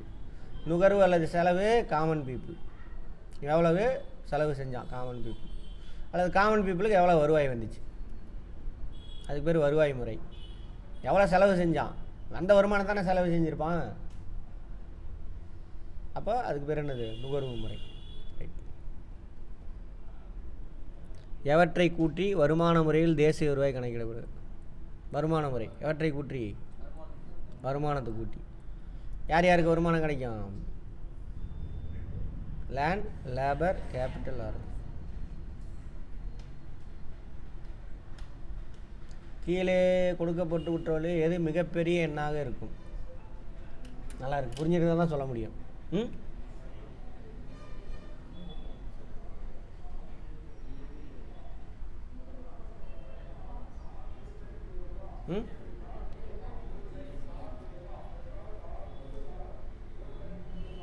இதான் கரெக்டு. ஜிஎன்பி இதான் பெருசாக இருக்கும். இதில் நிறைய விஷயம் கழிச்சது போக தான் இதெல்லாம் வரும். இதிலேருந்து எதை கழிக்கணும்? டெப்ரிசியேஷன் கழிச்சா இது கிடைக்கும். அதுக்கப்புறம் அதிலிருந்து தனிநபர் வருமானம் பர்சனல் இன்கம் என்என்பி. அப்புறம் இதில் ஃபேக்டார் காஸ்ட்டு கண்டுபிடிக்கணும். இன்டைரக்ட் டேக்ஸை கழிச்சாக்கா என்ன கிடைக்கும்? தனிநபர் வரும். அதோட சின்னது இது செலவிடக்கூடிய வருமானம். அதுக்கப்புறம் இதிலேருந்து டைரக்ட் டேக்ஸை கழிச்சிங்கன்னா தான் எது கிடைக்கும்? அதுதான் ஆன்சர். புரிஞ்சிருந்தா ஆன்சர். கான்செப்ட் தான் எல்லாமே. எங்கள் மனப்பாடத்துக்கு ஒன்றுமே இல்லை. டேஷ் துறையில் செலவு முறையில் தேசிய வருவாய் மதிப்பிடப்படுகிறது. செலவு முறையிலா? எக்ஸ்பெண்டிச்சர்.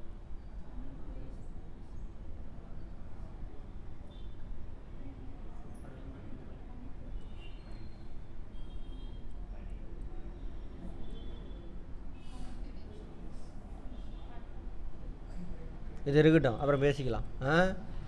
மூன்றாம் துறை டேஷ் என அணைக்கப்படுகிறது. சேவை அல்லது பணிகள், சர்வீஸ். ஒரு நாட்டின் டேஷ் செயலை தேசிய வருவாய் குறிப்பிடுகிறது. என்னது? பொருளாதாரம். பொருளாதாரத்தில் இதெல்லாம் அடங்கும்.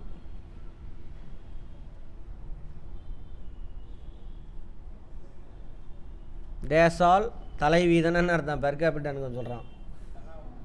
என்னது? அதான் தலா வருமானம் தாங்க தலைவீத வருமானம்னு போட்டிருக்கான். எதால்? டேஸால் தேசிய வருவாயை வகுத்தால்.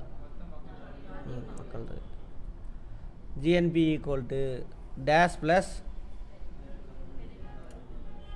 நிகரக்கார். என்னது? ஜிடிபி. அதே என்என்பி கேட்டிருந்தானாக்கா என்ன எடுக்கணும்? என்டிபி எடுக்கணும். என்ன கேட்டிருக்கான்? ஜிஎன்பி கேட்டிருக்கான். ஸோ இது ஜிடிபி. ஓகேவா? இப்படி தான் வரும் இதில் இருந்து கொஸ்டின். பாருங்கள், இதுலேயே இத்தனை கொஸ்டின் கேட்டிருக்கான். இன்னும் வேறு வேறு மாதிரி கேட்கலாம். என்என்பி என்பது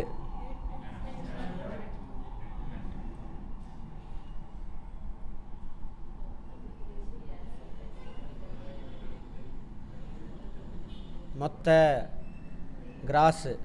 கிராஸுங்கிறது என்ன? நெட்டாக மாறும். எதை கழிக்கணும்? தேய்மானம். ஜிடிபியில் தேசிய வருவாய் கணக்கீட்டுக்குள்ளே இருந்து தான் கேட்குறான். சரியா? ரைட்.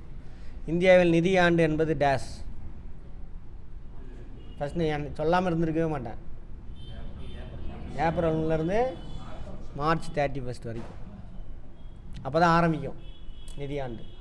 ஃபினான்ஷியல் இயர் அப்படிம்பாங்க. புது கணக்கு ஆரம்பிக்கிறோம்மா பாருங்கள். ஏப்ரல் 1 அன்னையிலேருந்து அரசாங்கம் எல்லாருமே அதை தான் ஃபாலோ பண்ணுவாங்க. இப்போ கூட பட்ஜெட்டு பிப்ரவரி 1 போடுறாங்களா பட்ஜெட்டு? எதுக்கான பட்ஜெட்டு? 2025-26 ஆண்டுக்கான பட்ஜெட்டு. ஒன்றிய அரசாங்கத்தினுடைய வரவு செலவு திட்ட அறிக்கை. ஏப்ரல் 1 2025 அவங்க செலவு செய்யக்கூடிய செலவு எங்கேருந்து வருமானம் வரும், எது எதுக்கெல்லாம் செலவு செய்ய போகிறோம் அப்படின்னு டிஸ்கஸ் பண்ணி அப்ரூவல் பண்ணுவாங்க. அதுதான் பட்ஜெட். ஏப்ரல் 1 ஆரம்பிக்கணும்ல, அதனால தான் முன்னாடியே அதை தாக்கல் பண்ணி டிஸ்கஸ் பண்ணி அது பாஸ் ஆனவுடனே 1ஆம் தேதியிலேருந்து நடைமுறைக்கு வரும். ஒன்றிய அரசாங்கத்துக்குள்ளே ₹1 பணத்தை கொண்டு போகணுன்னாலும் ₹1 அரசாங்க கருவூலத்திலேருந்து எடுக்கணுன்னாலும் யாரோட அப்ரூவல் வாங்கணும்? நிதி அமைச்சரா? அப்படியாப்பா, எத்தனை தடவை பார்த்துருக்குறோம். பார்லிமெண்ட்டில் ஒப்புதல் பெறணும், இல்லைன்னா பண்ண முடியாது. நிதி அமைச்சர் அவ்வளோ பெரிய ஆளா பார்லிமெண்ட்டோட? அப்படி திடீர்னு இந்த மாதிரி பார்லிமெண்ட்டில் அப்ரூவல் வாங்க முடியாது, திடீர்னு ஏதோ ஒரு செலவு ஏற்படுது, சரியா? அந்த செலவை மேற்கொள்ளணும். பார்லிமெண்ட்டை உடனே கூட்ட முடியாது, அதுக்காக ஒரு நிதியை உருவாக்கியிருப்பாங்க. அதான் எந்த நிதி? அவசர கால நிதி. அதுக்கு தான் அது contingency fund of India. Civics முடித்தவங்க சொல்லுங்கள், சொல்லணும். சொல்லலைன்னா மனப்பாடம் பண்ணிகிட்டு இருக்கான்னு அர்த்தம். கொஸ்டின் அண்ட் ஆன்சரை ஒன்றத்துக்கும் உதவாது, ஒன்றத்துக்கும் உதவாது. ஆமாம், ரைட். என்என்பியிலிருந்து வெளிநாட்டு காரணிகளின் நிகர வருமானம் கழிக்கப்பட்டால் என்என்பியிலிருந்து கிடைக்கும் நிகர மதிப்பு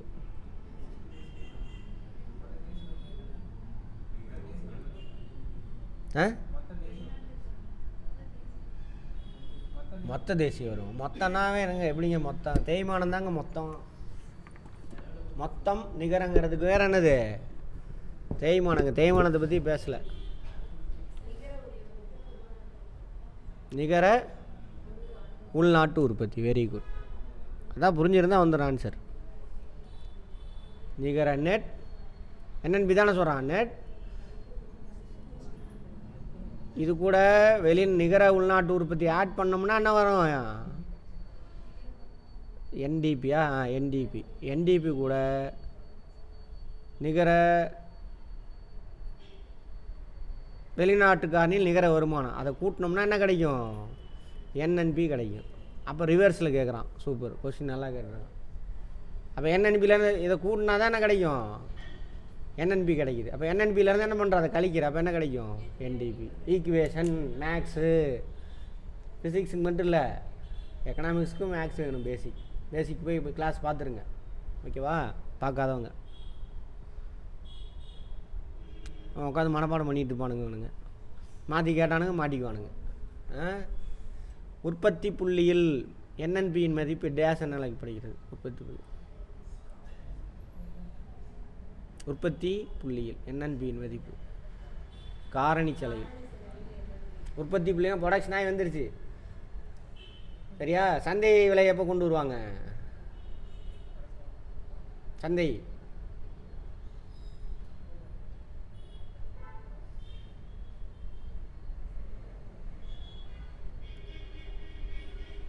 என்என்பியின் மதிப்பு. சந்தை விலைன்னா சேல் பண்ணும்பொழுது அதுக்கெல்லாம் இன்டைரக்ட் டேக்ஸ் அப்புறம் தான் சேர்த்துவாங்க.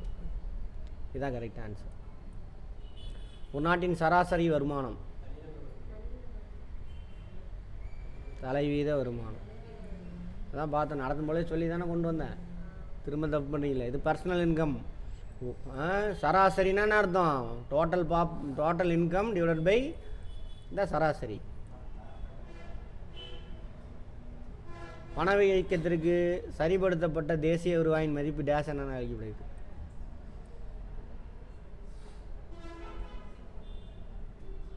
பணவீக்க வீதம்.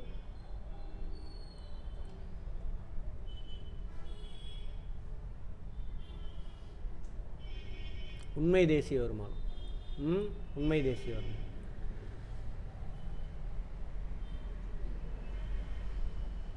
ஃப்ளோ இது என்னன்னு தெரில, விட்டுருங்க.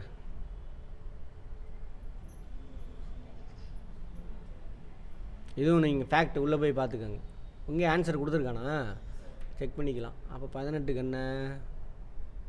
இ மாத வருமானம். சரி, அடுத்தது இதை பார்த்துக்குமா? 17 பார்த்துக்கலாம், செக் பண்ணிக்கலாம். இ கரெக்டாக தானே போட்டிருக்கேன்?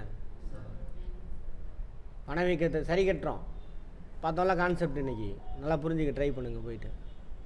சரி, பிக்யூஎல்ஐன்னு அர்த்தம். 19 பொருளாதார நாளா? பிக்யூஎல்ஐ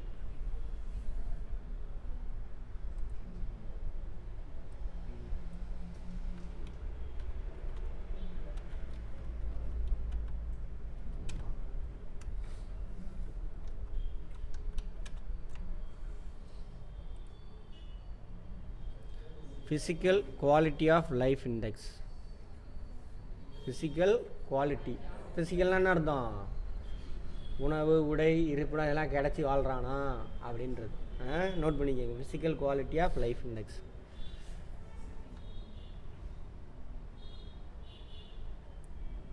பழைய மெத்தடம் அது. It measures of a country's socio economic development and wellbeing. சமூக பொருளாதார முன்னேற்றம் இது எதை கலக்குது? அப்புறம் மக்களோட நலன், வெல்பீயிங்ஸ். சரியா? அப்போது நாடுனாவே யாருக்கு முக்கியத்துவம் கொடுக்கணும்? மக்களுக்கு, அரசாங்கத்துக்கோ ஒரு குறிப்பிட்ட குரூப்புக்கோ கிடையாது. நாடுனா எல்லோரும் சேர்ந்தது தான் நாடு. சரியா? எல்லோரும் நல்லா இருந்தானாக்க அந்த நாடு நல்லா இருக்குன்னு அர்த்தம். அரசாங்கத்துக்காக மக்கள் கிடையாது, மக்களுக்காக தான் அரசாங்கம். புரிஞ்சதா? ஆனால் இங்கே எப்படி ஓடிக்கிட்டு இருக்கு? தேசம் அமார தேஸ், நாட்டுக்காக உழைங்க, நாட்டுக்காக ஒருத்தனும் உழைக்க வேணாம். அப்போ அவங்க வீட்டை பார்த்து உறுப்பியாக இருந்தால் நாடு நல்லா, அப்போ தான் நாடு நல்லாயிருக்கும். இவங்கெல்லாம் ஏமாத்துறான்னு அர்த்தம். சரியா? என்னம்மா?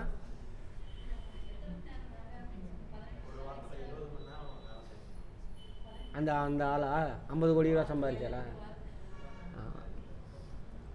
அவர் 50 கோடி ரூபா வாங்குறாரு, 18னா படுத்துகிட்டே வேலை செய்வார் கம்ப்யூட்டர்லேயே. ஆமாம், நாடு முன்னேறினாக்கா எல்லோரும் அப்படி சொன்னாரா? நம்ம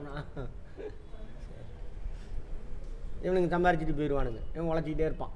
அதான் வெங்கடேசன் கேட்டார், அவன் 8 மணி நேரம் ஒர்க் பண்ணும்போதே நீ இவ்வளோ கோடி ரூபா சம்பாதிக்கிற, 18 மணி நேரம் உழைச்சாக்க நீ என்ன பண்ணுவ அப்படின்னு.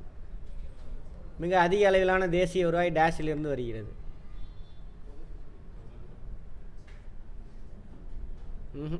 பொதுத்துறையில் அவ்வளோ வேலை கொடுக்குறாங்க, தனியார் துறை தான் ஒரு உள்துறை அது வேறு, அதை விட்டுருங்க. பொதுத்துறை கிடையவே கிடையாது, தனியார் துறை தாங்க. இப்போ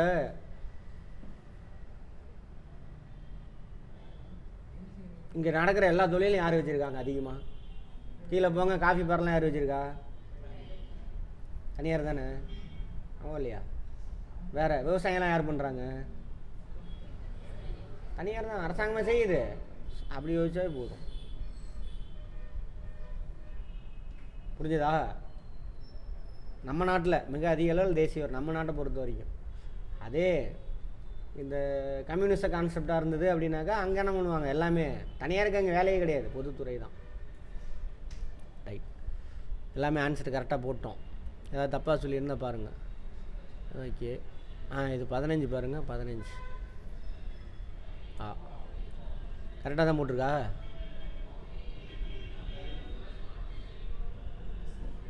கரெக்டா? ரைட், இதானே சொன்னேன் மொத்த தேசிய. ரைட் சார், ரைட் ரைட், சரியாக போச்சு. அவ்வளோதாங்க, இவ்வளோ தான் எக்கனாமிக்ஸு. எல்லாம் புரிஞ்சு வச்சுட்டிங்கன்னா வேலை முடிஞ்சு போச்சு. புரிஞ்சுக்கணும் ஃபஸ்ட் நாள்லேருந்து. பண்டம் மற்றும் பணினா என்ன, பொருளாதாரம்னா என்ன, அதோட வரலாறு எல்லாம் பார்த்தோம் இல்லையா? அதெல்லாம் புரிஞ்சிருந்தீங்கன்னா ஆன்சர் போடலாம். Very very simple. நம்மளோட டே டு டே லைஃப் தான் அது எக்கனாமிக்ஸு. ஆனால் அதை கண்டா பயப்படுறோம். என்ன காரணம்? மனப்பாடம் பண்ணுறது தான் காரணம். பண்டம் மற்றும் பணி அப்படின்ற வார்த்தையை விட்டுட்டு வந்துட்டனாக்கா அதுக்கு அர்த்தம் தெரிலனாக்கா கடைசி வரைக்கும் தடுமாறணும். ஜிஎஸ்டினா என்னடா அப்படின்னா எது மேலே போடுறது? பண்டம் மற்றும் பணிகளை ஒருத்தன் வாங்கும் பொழுது அது மேலே போட்டால் தான் GST, goods and service tax. புரிஞ்சு? அதிலே அர்த்தம் இருக்கா? பண்டம்னா என்ன, பணினா என்ன, எல்லாம் தெரிஞ்சிருக்கணும். அது புரியாமல் படித்தோம்னா எக்கனாமிக்ஸ் கஷ்டம்தான். புரிஞ்சுக்கிட்ட எக்கனாமிக்ஸ் மாதிரி ஈஸி மாதிரி எதுவுமே இல்லை. அப்புறம் இவனுங்களாம் அரசாங்கலாம் என்ன செய்கிறாங்க, ஏது செய்கிறாங்க எல்லாமே நீங்கள் கண்டுபிடிச்சிடலாம். இது ரொம்ப ரொம்ப முக்கியம். ஆனால் எக்கனாமிக்ஸ் எவனுமே படிக்கிறது இல்லை, அதான் பிரச்சனையே. அரசியல் பேசுகிறோம், பட்ஜெட்டை பற்றி பேசுகிறோம். ஆமாம், அந்த சேவைன்ற வார்த்தையை தப்பு யூஸ் பண்ணிகிட்டு இருக்கானுங்க.